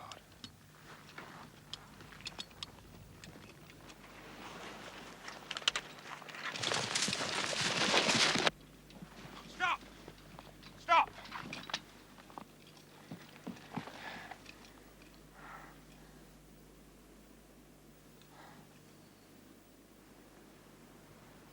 I take it you're a surgeon, Major. If so, have the kindness to shift yourself out of the way for a minute, and we'll make sure that the prisoner has no further need of your services. Major Guthrie, I take it. Major Keith Wyndham of the Royals, from General Hawley's staff. I'm on my way with dispatches for His Royal Highness to Perth. If you keep right on, I've no doubt you'll reach Perth in the fullness of time. Meanwhile, hold away from yon prisoner, unless you've a fancy to be shot with him. This is no ordinary prisoner. This is an officer. And what's that to me? Officers are not to be shot summarily. I'm glad you told me, sir. Come on, you subs. Get that prisoner and put him against that wall again. This gentleman was at one time aide-de-camp to the Pretender's son. And he is near kinsman to Lochiel. So Lochiel, you say? How's he called? Cameron of Ardroy. A captain in Lochiel's regiment. I do not think the Duke would approve of you shooting him out of hand like this. I'm obliged to you, Major, what's your name, for passing on His Highness's wishes to me. Is this the God's truth you're telling me, that yon's kin to Lochiel? May I ask how you know that? I've met him before. If they knew at Inverness he was here... This is no more Inverness than it is Perth, Major. I act here on my own authority. If yon lousy rebel was under the Duke's own protection, I'd have no more regard for it than I thought fit. Still and on, I'm well aware that, as kinsman to Lochiel, he may be of more value alive than dead. They'll be wishing they had him up in Inverness. You can't send him to Inverness. He's too badly wounded to be moved. Did I say I was going to, Major? You must take me for a fool. Finding's keeping, as they say.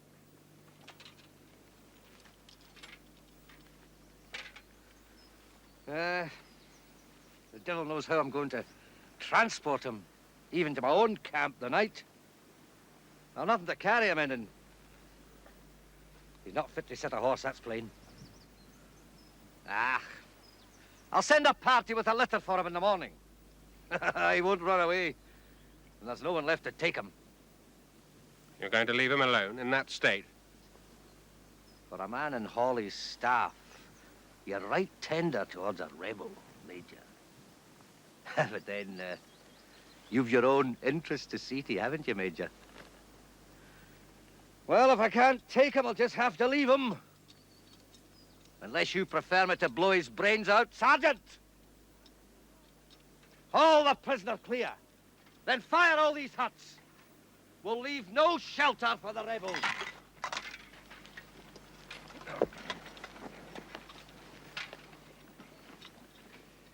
Well, now, Major, in payment for the good turn you've done me, it'll be my pleasure to offer you hospitality for the night and set you on the road for Perth after it. I'll ride after you later. I'm under some obligation to young Cameron. I'll leave my brandy flask with him. A drop of brandy's a small loss when so much profit's at stake, eh, Major?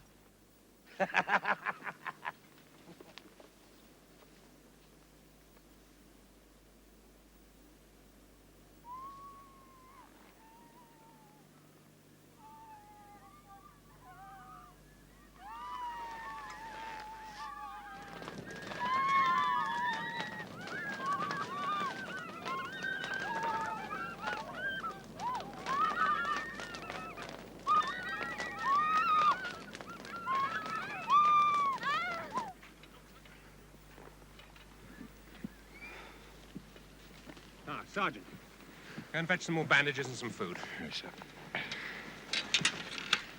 sir. Dry. Shoot me here. I cannot stand. Dry. Do you not know me? Keith Wyndham of the Royals. Wyndham? Here.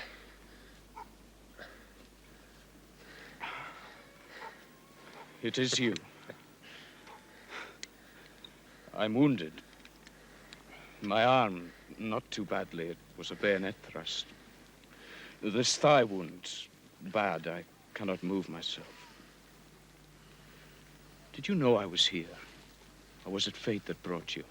It was chance. You saved my life then. Now you are helping me again. Remember how much I owe you.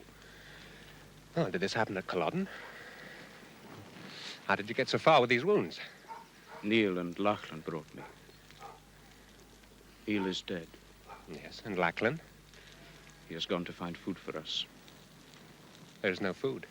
People are dying of starvation. He will have gone far afield, or he is dead. But if he lives, he will come back for me. And if I live, I will never forget your goodness to me. How many times have we met already?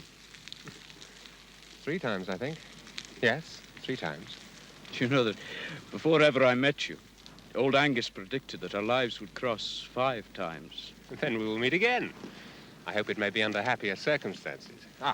Thank you, Sergeant. I shan't be long.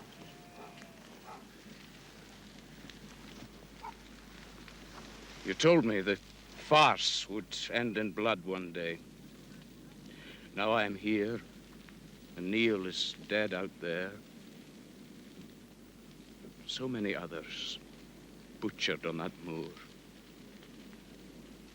You were there. Yes. I took no part in the massacre. Your cause is lost, Ardroy. Was the prince captured? No. And no one knows where he is. And Lochiel? If he is captured, tell me. No. He was wounded in battle. I know, and thank God for it. You took him early from the field. You have heard from him? No. There has been no opportunity for that. But since we speak as friends, I may tell you that I have had consolation of knowing where he is and that he is safe there. He will never be found by any redcoat. You are not expecting me to tell you where he is. Of course not. Well, sir. Did your friend give you any news of Lochiel in return for your brandy? Oh, he told me nothing. He hasn't recovered his senses yet. Well, it's to be hoped he has them back before I send for him. He won't be much use to us else. What use do you expect him to be to you? What use? Are you saying you don't know there's £1,000 on Lochiel's head, man? Why else did you lay such stress on his being related to Lochiel? Did you think I thought Cameron would turn informer against his chief? What did you stop us killing him for? Because he's an important prisoner of war. He spared my life when it was his for the taking. And last year, when I was his prisoner... You were his prisoner? After the affair at High Bridge. High Bridge? So it was you that lost all your men along with Scott last August. You're that Major Wyndham. Wyndham. Oh, aye, Wyndham. Oh, I've always wanted to meet you, Major. For I heard it was after that Stramash you were putting General Hawley's staff. We all have our military misfortunes, but we don't all get promoted for them, eh? I find your sense of humor offensive. And if we were both not on active service... Ah, but we are. So there's an end of it. If you don't like my jokes, I'll spare you them over supper. I'll make an early start in the morning. I'll forego the pleasure of dining with you. Ah, that'll be all the more for me, then. Are you sure your rebel friend won't tell us where Lochiel's hiding hole is? Well, there's no use of us sending for him then, is there? We can lie up there and rot. You know, you lack subtlety. Although Cameron would never answer a direct question, his mind is feverish, and he might inadvertently drop some hint. Some valuable hint. He might at that, eh? Lieutenant, show the Major his tent.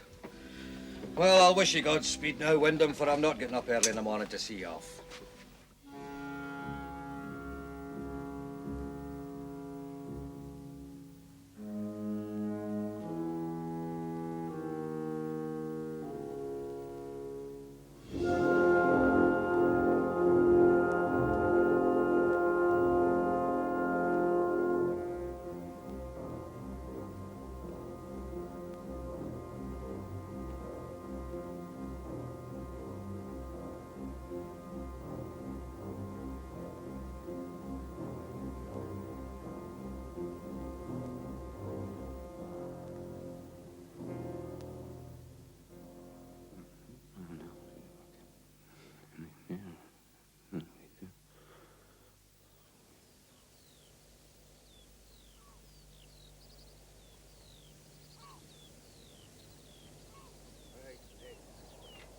Let's see what the rebels got to tell us, eh?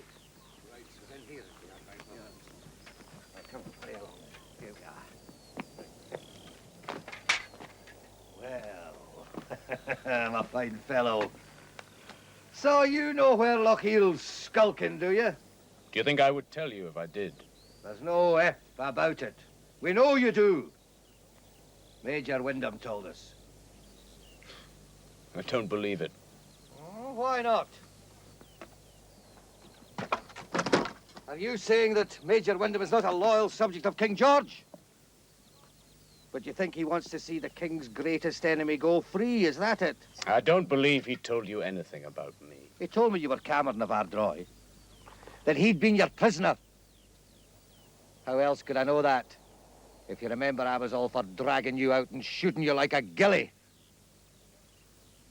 But after he told me, he tried to steal a march on me by asking you where Lochiel was so that he could collect the £1,000 reward himself. That is a lie. Oh, he never spoke to you of Lochiel, did he? Never asked where he was or whether you knew where he was? You didn't tell him, did you? I hope you didn't tell him because I want you to tell me. Did you tell him? No, I'm sure you didn't tell him, Ardroy. He said you would never answer a direct question from me. But he advised me to keep you by me in the hope that you might drop a hint by mistake. But that's not my way, Mr. Cameron. Your friend's gone off and left us with a dirty work to do. But it's my duty, and I'll not flinch from it. Do you know how I deal with prisoners poor valuable information and won't part with it? From what I've seen of you, I can imagine very well. Oh, you can imagine, can you? We'll see how you like it. Lieutenant, what do you mean to do, sir? To flog this damn rebel till he tells us where Lochiel is. Do you forget, sir, that I am a gentleman? That's not very difficult. The way you look at the moment, Mr. Cameron.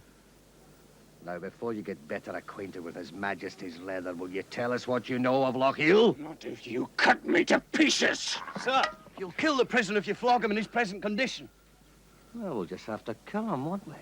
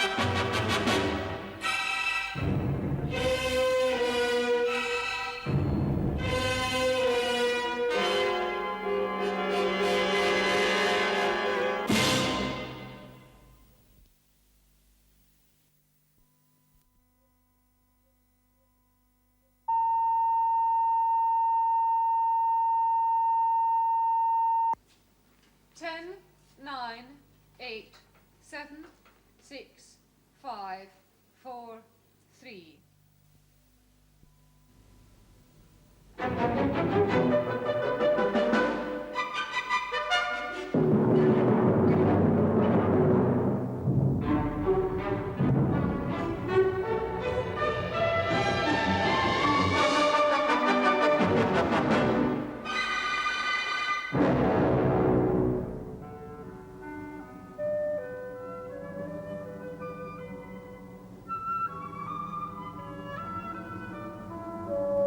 Of May, 1746. Charles Edward Stuart has gone into hiding with a price of £30,000 on his head. Government forces under the Duke of Cumberland are scouring the country searching for the Prince, Cameron of Lochiel, and other leaders known to be loyal to the Jacobite cause. There is little mercy being shown. Homes are being burnt, children are starving, cattle are being driven away. Everywhere, brutality and murder.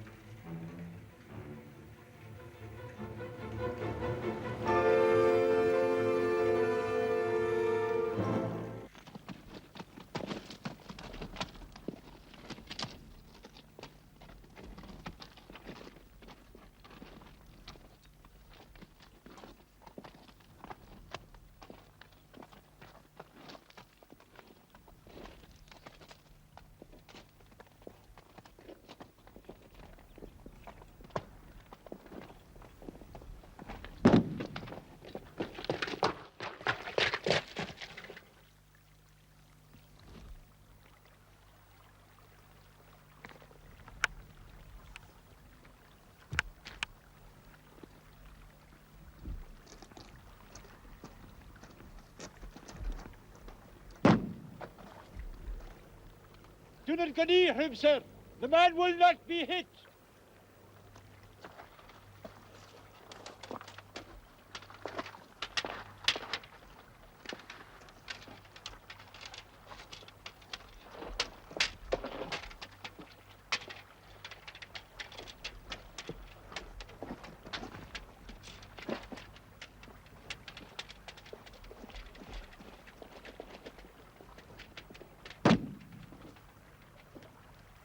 I think I've blown his head to pieces. Indeed, I think you have, sir. But we'd better be making sure. We'd better press on if we want to reach an inn by nightfall.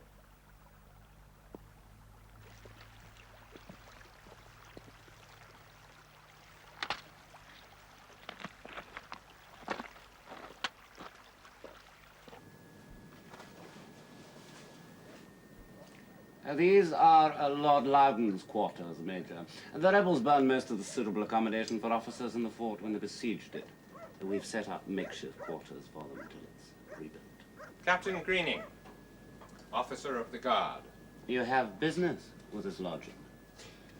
I wish to inquire after a certain Cameron of Ardroy, who I understand is a prisoner here. Oh, then you'll be from Inverness about the matter of Lochiel's whereabouts. You'll be pleased to know we have the information at last. Indeed. From whom? From him, from Cameron of Ardroy. You must be mistaken. Not at all. It was I who got the information. You? How? You must have tortured him. We can discuss that later.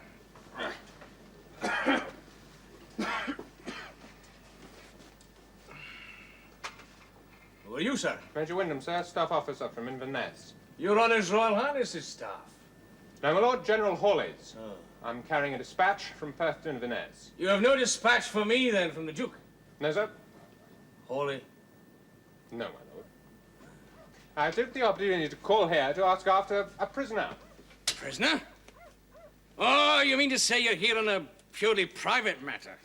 Is it a purely private matter that a wounded Highland gentleman should be tortured into giving information against his own chief?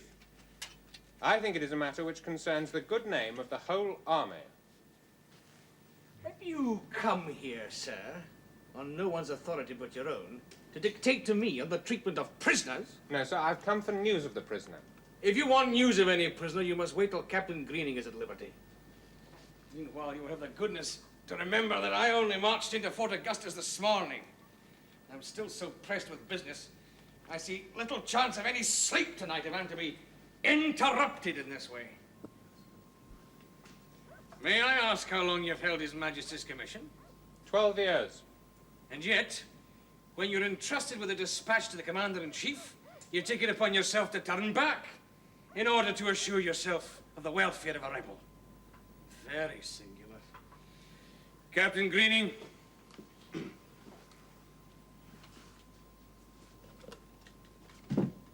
Sir. Is it true that this Cameron prisoner has made some disclosure? Quite true, my lord. It was one of the matters I wished to bring to your lordship's attention. It concerns Lochiel's hiding place. You have tortured him for this information. Is it not enough that we murder and massacre and burn and loot and cram our prisoners into crowded cells to die of neglect? Must we torture them as well? Major, I will not be spoken to in this manner. You are not responsible, sir. You only rode into the fort this morning. But this officer... Sir, I will not have aspersions cast upon officers under my command, especially by a member of General Hawley's staff. How clean are his hands? And yours, eh? Captain Greening. Sir.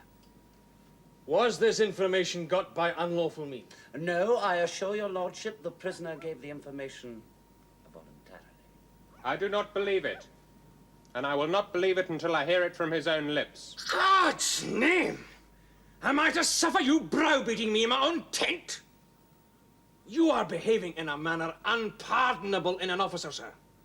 I place you under arrest. Sir? For insubordination. Hardly, sir. Very well, then, for neglect of duty.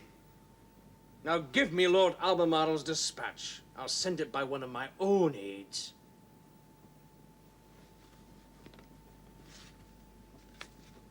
And now, sir, your sword.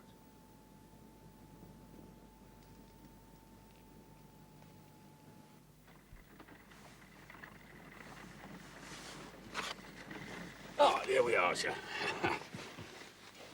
There. Now, sir, is that what you wish for breakfast? Yes, looks very good.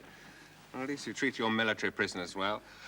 Are you in charge of the other prisoners, too? Ah, yes, sir, yes. Oh, no, there's only a few of them and all unimportant. Well, except the young Cameron gentleman. Where is he? Oh, he's in the dungeon, sir. I reckon if the rebels had known they'd be occupying him so soon, they'd have burnt the dungeons and left the rest of the fort alone. I know him. How is he? Oh, well, he's in a poor way, sir. A melancholy like. Is that surprising? Since he's been tortured? Lord, sir, has he? Well, you know, I thought something awful had happened to him, but, well, I never heard it was that. Sergeant, would it be possible for me to see this prisoner? See him, sir? Oh, I don't know about that, sir. No. Have you any orders to the effect that no one is to see this prisoner? No, sir, but then, well, I've no orders to the effect that anyone has. Sergeant, then what would be the harm in it? I know I'm in a little trouble at the moment, but I do hold the King's commission, and you cannot believe that I would help a rebel to escape. Lord, sir, no, of course not, but... In that case, Sergeant, I would be most grateful for your help in this matter.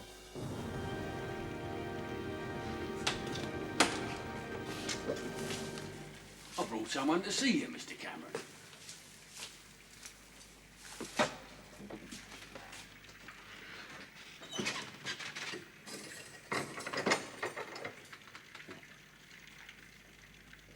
Why are you here, Judas? If I were that, I should not be here. I came to explain, to put right, if I could. To explain? To explain your treachery? Why you came to offer help to deceive me? Why you found out I knew where Lochiel was and advised the Major to persuade me? If it was to settle old scores, be content. You have repaid, more than repaid them. Would it not have been enough to let them shoot me? But then you would not have made me a traitor. A worse traitor than yourself. What did they do to you?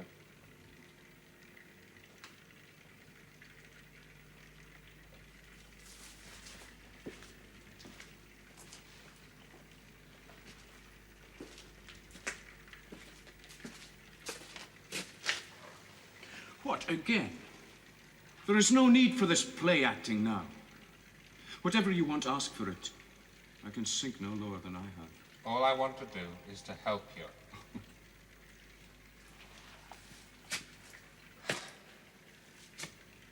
Will you not go?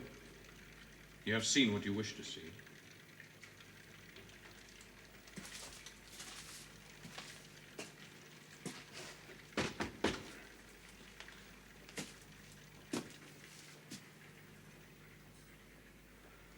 Can't you get out?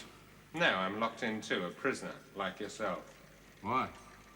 For neglect of duty, for turning back while carrying a dispatch. So you can't even serve your own side faithfully.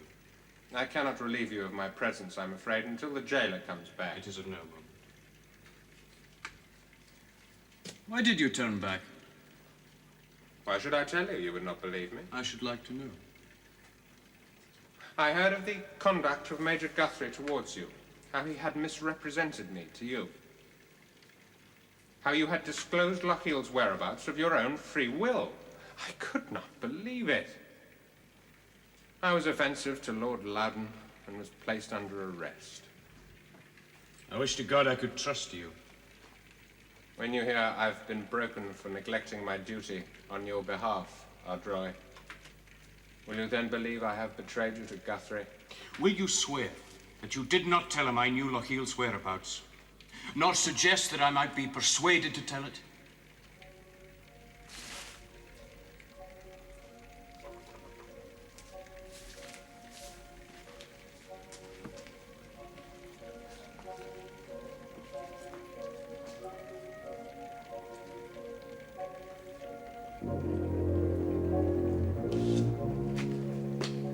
No? I thought as much. But I will tell you what happened. I told Guthrie you were kin to Lochiel to stop him from executing you. And I thought your rank would save you when he knew it. I knew that if you lay in that hut uncared for, you would die and rot if he did not send for you. Well, I suggested he brought you into his camp and you might inadvertently drop some hint. You advised him to take me for that reason. But it ill becomes me to accuse any man of treachery. You say you do not believe I would have made any disclosures voluntarily. I suppose I owe you thanks for that. But I did. It seems I still talk in my sleep, as I did when I was a boy. There was a guard with me constantly. I tried to keep awake so that my secret would not slip out, but a man must sleep sooner or later. I slept, and I spoke. You will try to tell me that a man cannot control his tongue in his sleep, and it's true, he cannot. But they will keep that part secret. And Lochiel and all the clans will hear that I made those disclosures of my own free will. Surely not. Is that not what they've told you? However it has been done, it is done. I have betrayed my chief. I betrayed him because I could not keep awake. And now I cannot sleep. But I forget. You too are in disgrace because of me. I will be sent to Inverness tomorrow to be dealt with by my own commanding officer. He will perhaps be easier on me, since the charge is made by Lord Loudon, and there is no love lost between him and my general. If you please, Major, will you come now, sir? They're ready to pack you up to Inverness straightway, sir. Well, good luck, Ardroy. I'll try and see you again, if I can.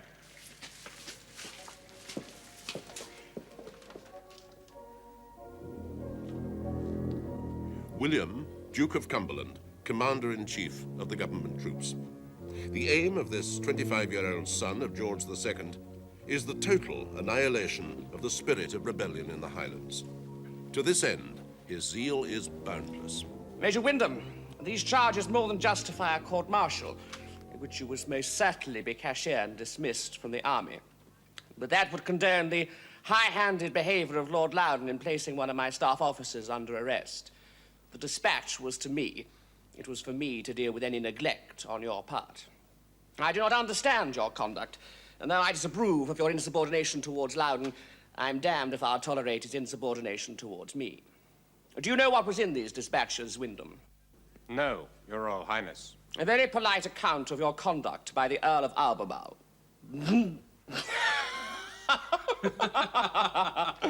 That and your gallantry at Fontenoy have made me decide to treat the matter as lightly as possible. You are suspended from duty until further notice.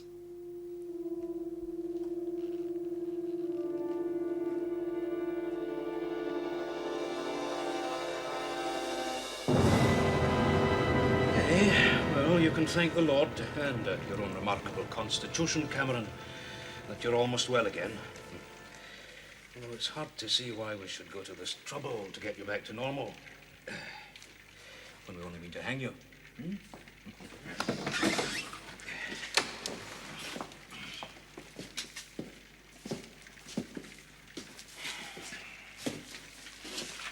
Mr. Cameron, when you gave us the information about Lochiel's hiding place a couple of weeks ago, why did you name as the spot a mountainside which doesn't exist, eh? Oh, come, sir, don't play the innocent. On the 7th of May, you gave Captain Green here a detailed account of a cave on a mountainside. Now, you said the name of that mountain was Ben Loy. Well, whether in error or intentionally, you made a slip. For men who know the neighborhood declare there is no mountain of that name there. I mean, it makes nonsense of your information. Come, Mr. Cameron, it is too late to indulge in scruples now. I mean, why do you wish to withhold part of the information when you have already told us so much? Withhold? Do you think it is possible that I gave any part of that information of my own free will? Did Captain Greening not tell you that he watched me and questioned me night and day for nearly a week? And that what I told him was said in my sleep? No. No, I did not know that. Captain Green. Mr. Cameron now tells me that as a result of unceasing persecution, you got your information from him in his sleep. If your lordship is inclined to believe that story, it does much credit to your lordship's nobility of nature and to Mr. Cameron's powers of invention. Could a man give such details in his sleep? However it was given, it is incomplete. There is no mountain called Ben Loy near Achnacari. But if the rest of the information is correct, my lord... I can search the whole area till I find Lochiel, I suppose. If your lordship will give me half an hour with a prisoner, I think I can promise you the name of the mountain. Captain Greening, you have bungled and mismanaged this business quite enough. I do not desire you to meddle any further in it. Kindly withdraw.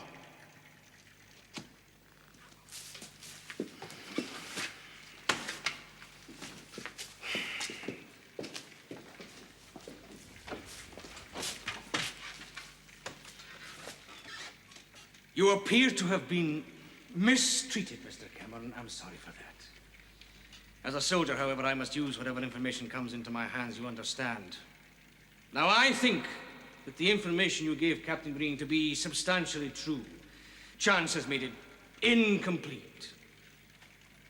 Should you mention the name of the mountain now, I shall still regard it as spoken in your sleep.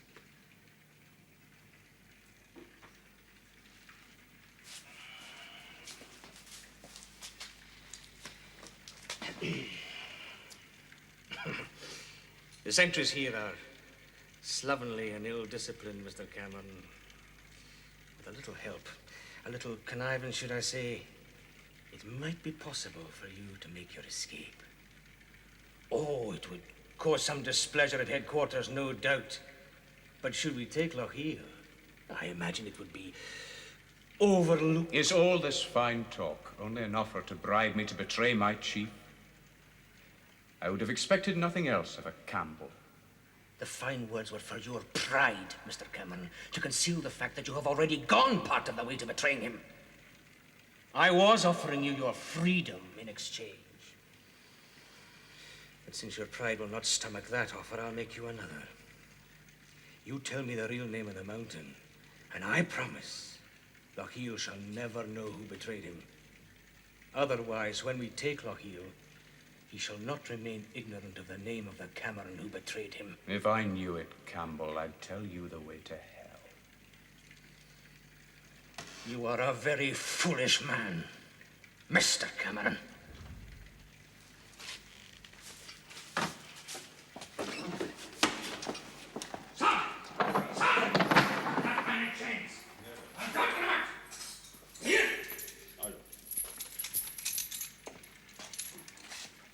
What is it, Sergeant? You're going to make his lordship very angry, Mr. Cameron. Now I've got to put you in chains. You could put me in my grave for all I care. I've heard some good news at last. Oh, about the Duke of Cumberland coming. Here? Yeah, tomorrow. And 9 regiments of foot and some horse. Why should that be good news to me, Sergeant? Well, I thought since your friend Major Wyndham would be with him. I cannot and will not give evidence against our Droy. Faulkner, Lord Albemarle wishes to speak with you. Have you finished the notes for the evidence? There is a problem over the evidence of Cameron of Ardroy, Your Royal Highness. You told me there would be none, that Wyndham would be enough. It would appear that the Major has some scruples about giving his evidence. As he is present, he can explain it personally to Your Royal Highness. Scruples, eh? You must have misunderstood him. Major Wyndham will set out for Carlisle tomorrow. He will be in my personal retinue.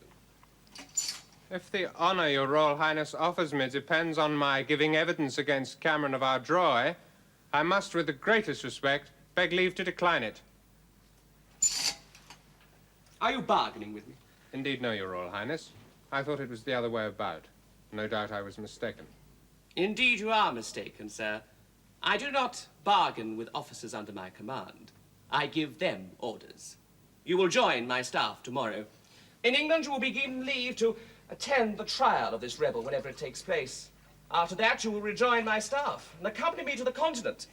I understand that you are anxious, like myself, to see real fighting again. Your Royal Highness... It is the duty of a commander-in-chief to reward and remember individual merit. No doubt you will all have heard of Major Wyndham's gallantry at Fontenoy. It has not passed my mind, although until now I have not had the opportunity to reward it fittingly. I hope to show my gratitude by doing my duty, which is all I did at Fontenoy. But there are private reasons why I cannot give evidence against Cameron of Ardroy. I am too much in his debt. I therefore ask Your Royal Highness to spare me a task that is odious. You seem to forget that we are dealing with bloody and unnatural rebels. They must be exterminated like vermin. It is your duty to aid with that extermination. And yet you ask that your personal sentiments be allowed to excuse you from that duty. Indeed, Major Wyndham, they shall not. I beg leave to tell Your Royal Highness that it is no part of a soldier's duty to be an informer. You damned impertinent dog! You dare to tell me what a soldier's duty is? This is mutiny! No. I will carry out any military order you see fit to give me. But I'm used to facing my enemies in the field, not in the dock. Any soldier under my command does what I tell him. By heaven, you'll go to Carlisle tomorrow, even if I have to send you there under guard. Will you go willingly, or will the Provost Marshal take you? If I'm forced to testify, I shall give my full testimony. I shall say how he spared my life and treated me well after the affair at High Bridge, and how he saved me again at Edinburgh and set me at liberty unharmed. Would that make a satisfactory witness for the Crown? Is this true? Is what this damn mutineer says true? I don't know, Your Royal Highness. You damn block, it is your business to know. Get out, Wyndham. Get out of my sight, and don't let me see your face again. And don't think you've saved that stinking rebel. I wish him to hang, and hang he will. Tomorrow I leave, and Lord Albemarle will take my place as Commander-in-Chief here. I will leave orders with him as how best to punish you.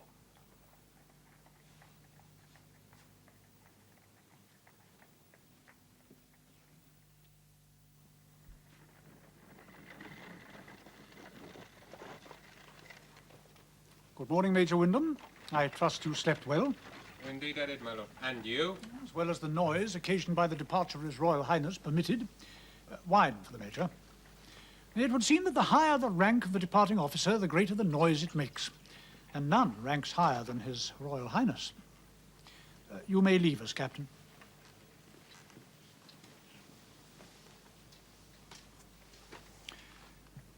I must say, I am sorry you felt constrained to take such an attitude of the Prince yesterday. So am I, my lord.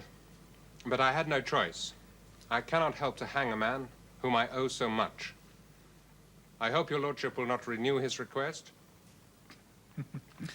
I would not flatter myself that I could succeed where the great man himself has failed.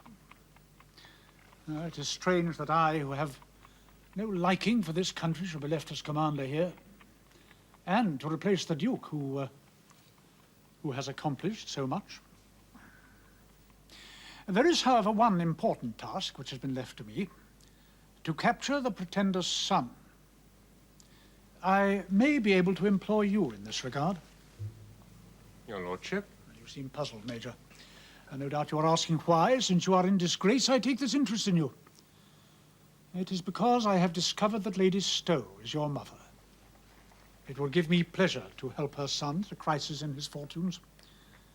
It is the payment of a debt to beauty. Then may I ask another favor of your lordship? That I be allowed to see Cameron of Ardroy before he is sent for trial? I give you my word, I will not try to help him escape. I have no need of your word on that, Major. Rash you may be, but you are certainly not a traitor. As for the Pretender's son, there is nothing I would not do to capture that young man, who is the cause of all our misery and keeps both you and me pent up in this miserable country. Rumor has it that he is in the neighborhood of Arisaig. I intend to send you there at once. If old Angus was right, this is to be our last meeting. Is there nothing I can do for you? Perhaps you could write to my wife. Your wife? Miss Grant and I were married at Inverness. She is in France now, thank God. If you could write and tell her, it would be a kindness. Yes, well, of course, but why do you not do it yourself, and I will use my best endeavors that it should reach her? They will not allow me writing materials. I noticed you had a book when I came in. Yes. It's only a Gallic Psalter.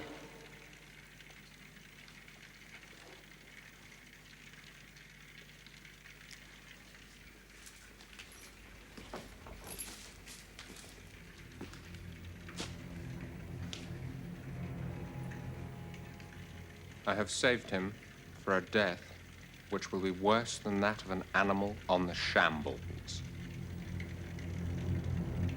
His wife must never know the details.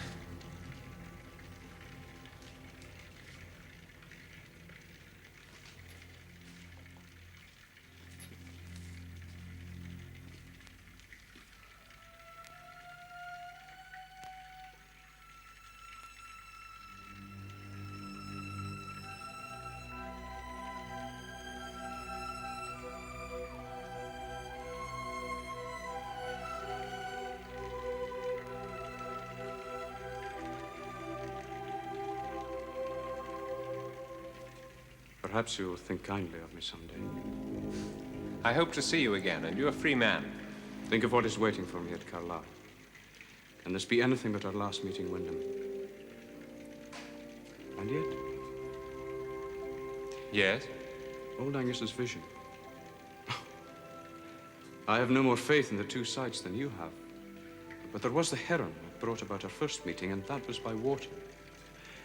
He said our last meeting would be by water, too.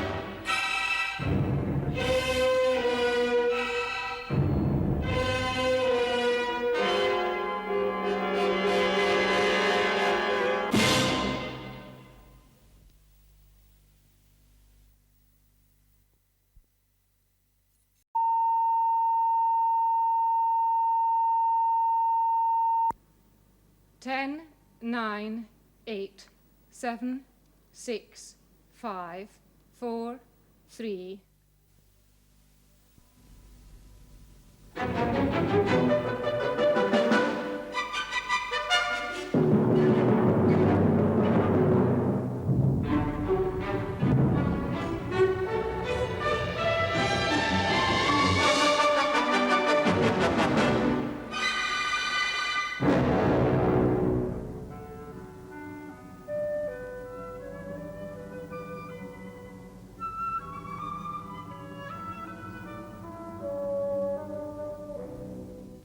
September 1746. 5 months have passed since the shambles of Culloden Moor. The butchery continues. Anyone known to be loyal to Charles Edward Stuart is hunted down. Charles himself is thought to be still in Scotland, but his hiding place is unknown. Ewan Cameron has been one of the hunted, but now held prisoner in Fort Augustus, manacled and ill-treated, he awaits certain death. Keith Wyndham has visited Cameron in his cell, but is powerless to gain his release.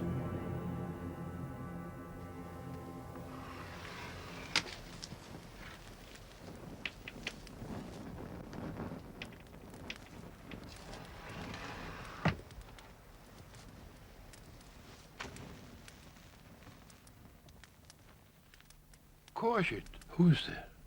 It is my son.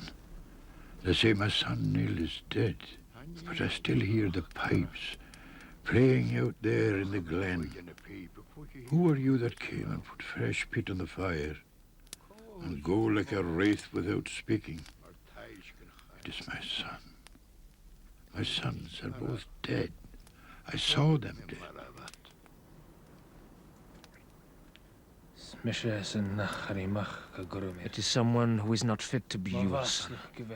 It is someone whose shame is that he is alive when Neil is dead and his chief is going to his death. Lachlan, how's it? I have one son alive. No, father. When I have wiped out my shame, you will have a son again. And what is your shame? That I left my chief to be taken by his enemies. Is that all your shame, Lachlan? No. My shame is that the man who betrayed him still lives. What is that man? The man you saw.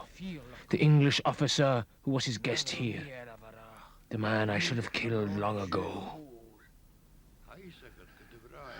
You know that he betrayed Ewan. I know, father. I found my way into the English camp. I heard the major tell Ewan how this man betrayed him. Father, I swear on the holy oath, I swear on the iron that this Dirk shall drink the Englishman's blood, and it will wash away my shame.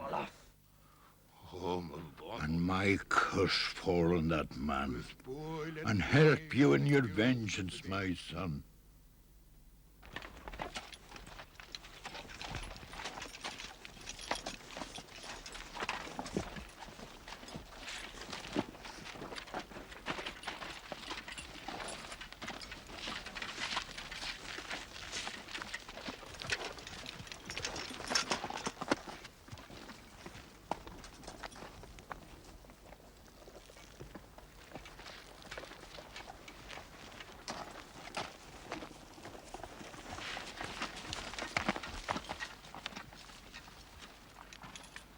Where can we water our horses, lass? She does not have the English. Shall I ask her for you? Or another. Kacharashinyushka. Hamatakshin. He is in the shirt. Skinu. There's a burn down there.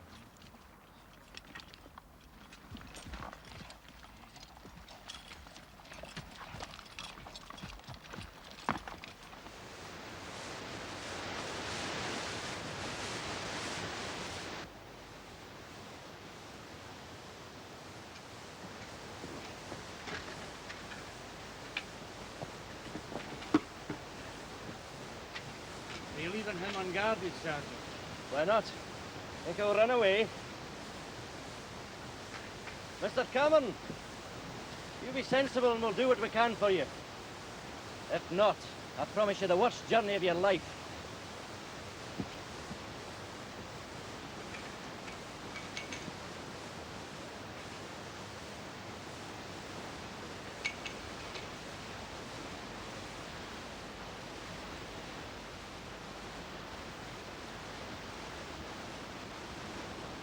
Will you try to escape?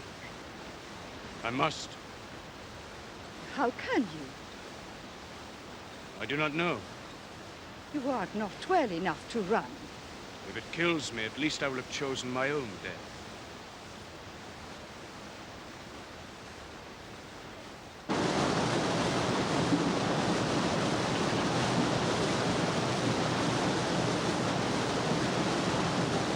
Hey, Sergeant, look! Prisoner swooning! Aye, you're shamming. The thing's for sure we can't ride all the way holding him on his horse. I'll untie his hands. Maybe he can keep going and he takes hold of the horse's mane.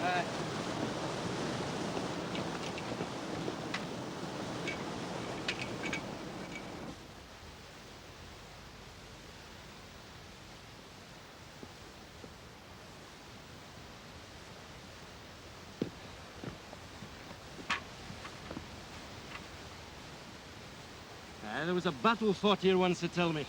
The first of the war, down by the high bridge there. It all seems so different then. Fortune's the war, Mr. Cameron. Fortune's the war.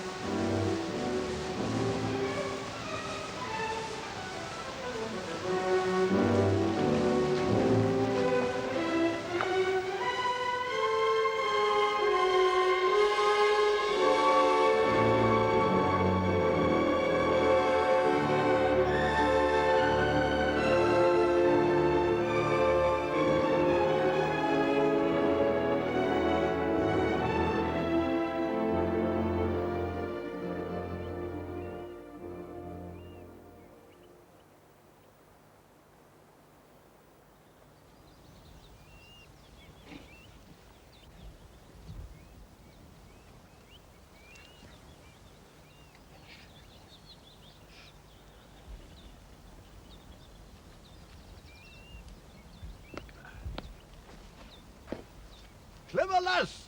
What have you found here? Yon. Look yon. Yon's a rebel. And lassie so friendly and all. You'd best keep your distance. I'm armed. If thou harmst the dog, come here, lassie. I'll not harm her, but call her off. I owe her no gratitude. For finding thee, no doubt.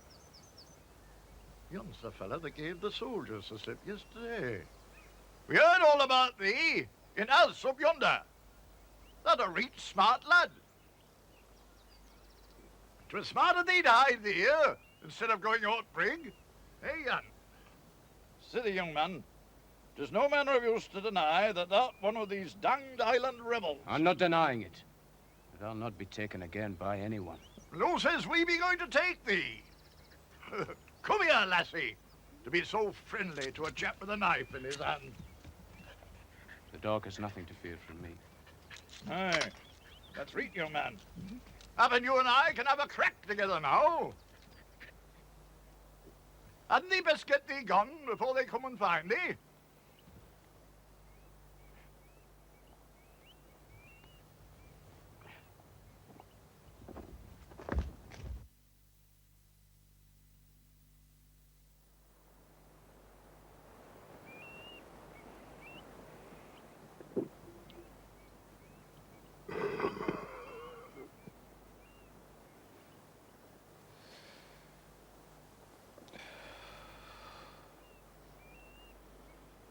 Why don't you give me up? You're English, are you not? Yorkshire. But I'll tell thee why. First, because bitch took to you, and you didn't stick your knife into her to stop her barking. Second, you're a sharp lad, and a bold one. And last, because I've seen and heard things up yonder at Fort Augustus, where we went to buy cattle, that I hadn't liked at all. I wonder if all my cattle are gone. If there's any of thine among ours up there, I should have them back. What would I do with cattle now? I cannot get home myself, let alone drive cattle there. Why canst thou not get home once thou's put something in thy belly? For one thing, there's my leg. And for another, the soldiers. I can still sit a nag. And you're big enough to wear a clothes of mine. Reet, lad. We'll take thee most of the way. It would be a pity if a smart head like yourn should end up on a spike on the gates of Carlisle or York or London. Now bide here, lad, whilst Jan and me go and see about nags.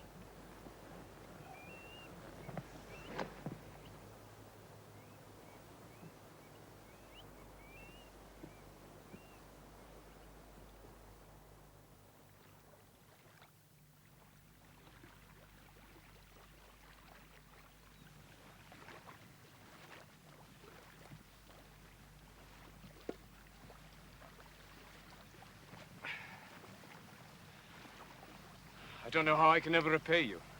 If thou talkst about pay, danged if I won't take thee back to where I found thee. You can be sure I'll not, for I have nothing to pay you with. And money does not pass between gentlemen for services like this. Thou thinkst me a gentleman? Well, I'm not but a farmer. But I'm much obliged to thee for the compliment. Good luck to thee, lad. John, that's it.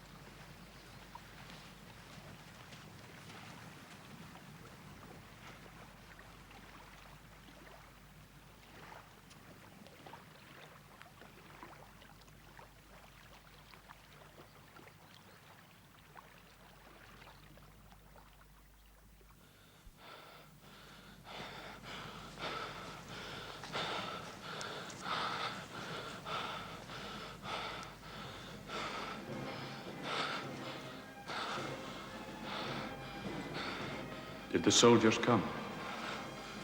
Aye, the soldiers came. To burn down the house? Yes, to burn the house. But the officer was a young man and a good man. They piled wood up round it. They set fire to it. The men marched off, but the officer stayed behind for a moment to say to me, "Madam, I've carried out my instructions.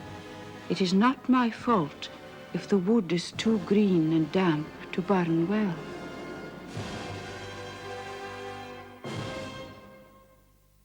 Why should I not stay here? If you were known to be under this roof or on these lands, your aunt would certainly be driven off and probably imprisoned. And most of all, you have someone in France whose heart must be breaking for a sight of you. The prince will go when he can. Lochiel will go soon, and I will go. Do you think our sense of duty is less than yours? I will go, on one condition, that I see Lochiel first. Well, I'm afraid that would be difficult. You will not tell me where he is, because you think I will betray him again. You?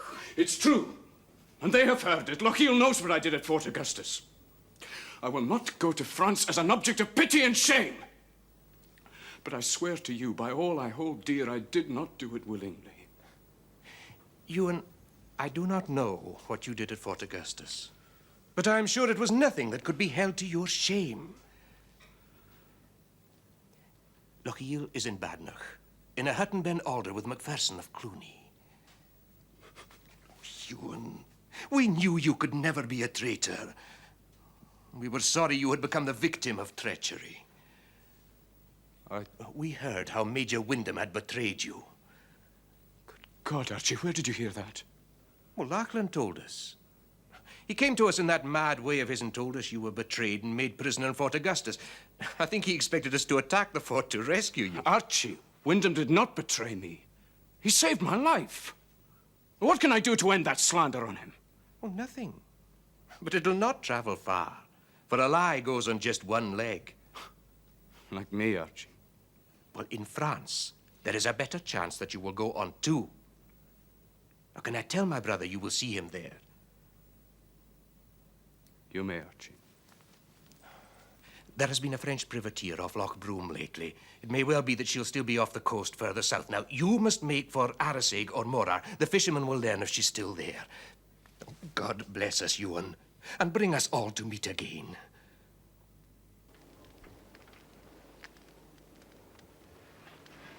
Go ahead.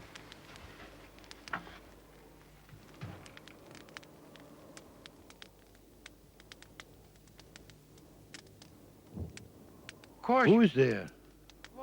Is it you, Lachlan? Have you done it? It is me, Father. Ewan. Blessings on your head, Vinchichelin. Hanig Megal, Slán Lee. I came to say goodbye. It will be a long time before we meet again. We will never meet again. Neil and Lachlan will go with you to keep you safe till you sail on the great water. No. Neil is dead. And I fear Lachlan is dead too. And you are leaving, the last of my sons. I should be glad that you are carrying your head out of the reach of your enemies. Yet all is not well. There is grief on the white sand, grief and the mourning of the wind that blows there. There is grief everywhere, Father. Grief in leaving my land and my home, and grief for my friends and my brothers, Neil and Lachlan. There is greater grief to come for Lachlan. I have seen it. Is there still grief after death? Lachlan is not dead. Not long ago, he stood there and swore the holy oath to be avenged on the man who betrayed you. And I prayed the Blessed One to give strength to his arm. May his ghost never rest. Take back your curse. Major Wyndham is my friend. You curse me when you curse my friend. Listen well, he would have known that. When a man hates another, his ear seeks out the evil that it would hear.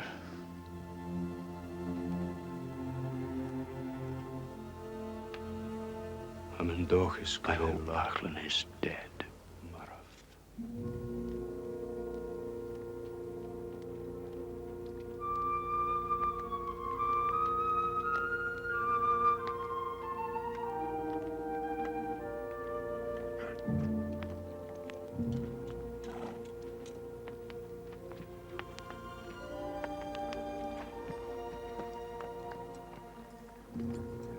hiding now, sir. But I saw it plain for a moment, half an hour ago. You're positive it was a French ship, Sergeant? What other ship would be lying out there, sir, for no reason at all? And you're sure it was coming in nearer to the coast? Oh, I'd swear to it, sir. She must be waiting to take somebody off. It could be the Prince. Well, they say he's further north. Has he ever been where they say he was? You know, I think the rebels start these rumors themselves to draw our men away. Well, if that's the case, they've managed it here all right. There's no one but us to stop them escaping from here. Yes, Lieutenant. Sir, if they're hoping to reach the Frenchie, they'll have to leave from somewhere nearby. Let's see if there's a boat on the beach. And if we can, do you think the Prince will be alone and we'll be able to take him unaided? Well, we could disable it, sir. That would give the others time to come. Well, the others know where we are. No, I think you must go off and find one of our patrols. There must be one not far away. And would you look for the boat, sir? Yes, Sergeant. Well, sir, if you find it, I suggest you try a wee trick that I've found useful. There's a hole in their boats for draining out the water, and they stick a peg of wood in it when they're sailing. Now, you could easily pull that peg out. And even if they noticed it, it would take them a while to get the wood and make a new one. And if they don't? And they would get very wet, sir. And if they were lucky, they would swim back ashore again and it wouldn't be too hard for us to deal with. And if they weren't, well, I don't think the Duke would be too annoyed if they were drowned. Good. Off you go. I'll get back as soon as I can, sir, but I don't like leaving you here alone. Oh, I'll be all right. If I want you, I'll fire a shot. Well, I'll come as if every devil in hell were after me.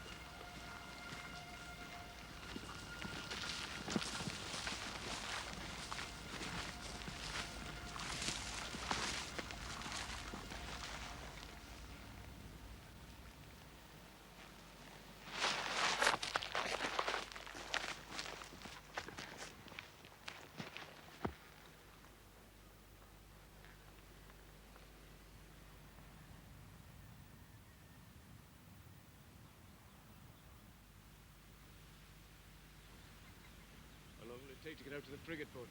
About an hour, sir, about an hour. Is there any danger of being sighted by the enemy? No, we hear it far away still, sir, far away. Where was that? We're in Finlanway. How long ago were they sighted there? Oh, about an hour, sir. Aye. Just let me have a look before we push off, eh? They have been here. How do you know? They have taken away the plug to make the boat leak. How long will it take to get another, do you think? No time at all. I brought another with me. The redcoats will have to find new tricks if they want to catch us out, Mr. Cameron.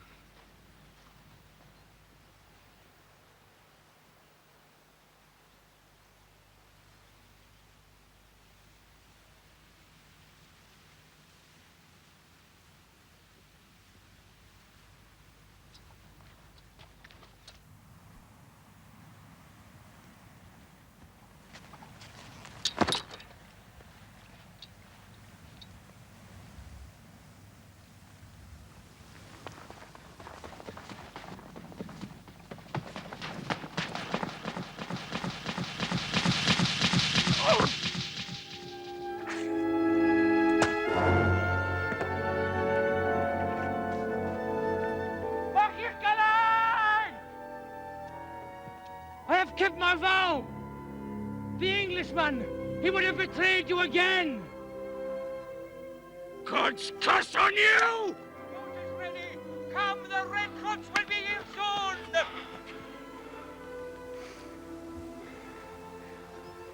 It seems I have betrayed my own side again, Godroy.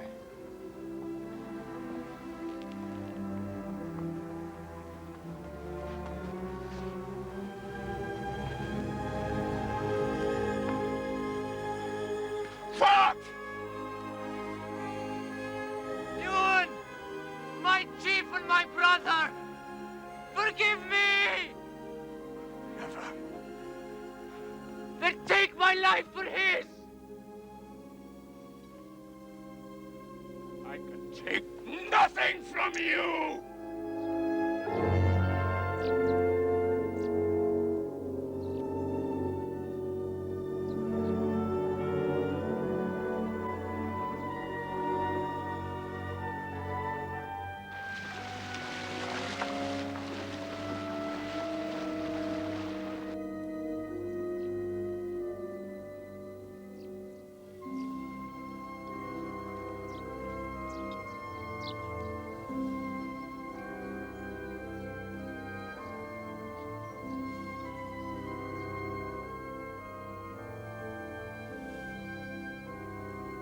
Do not go near him, sir. The man will not be hit.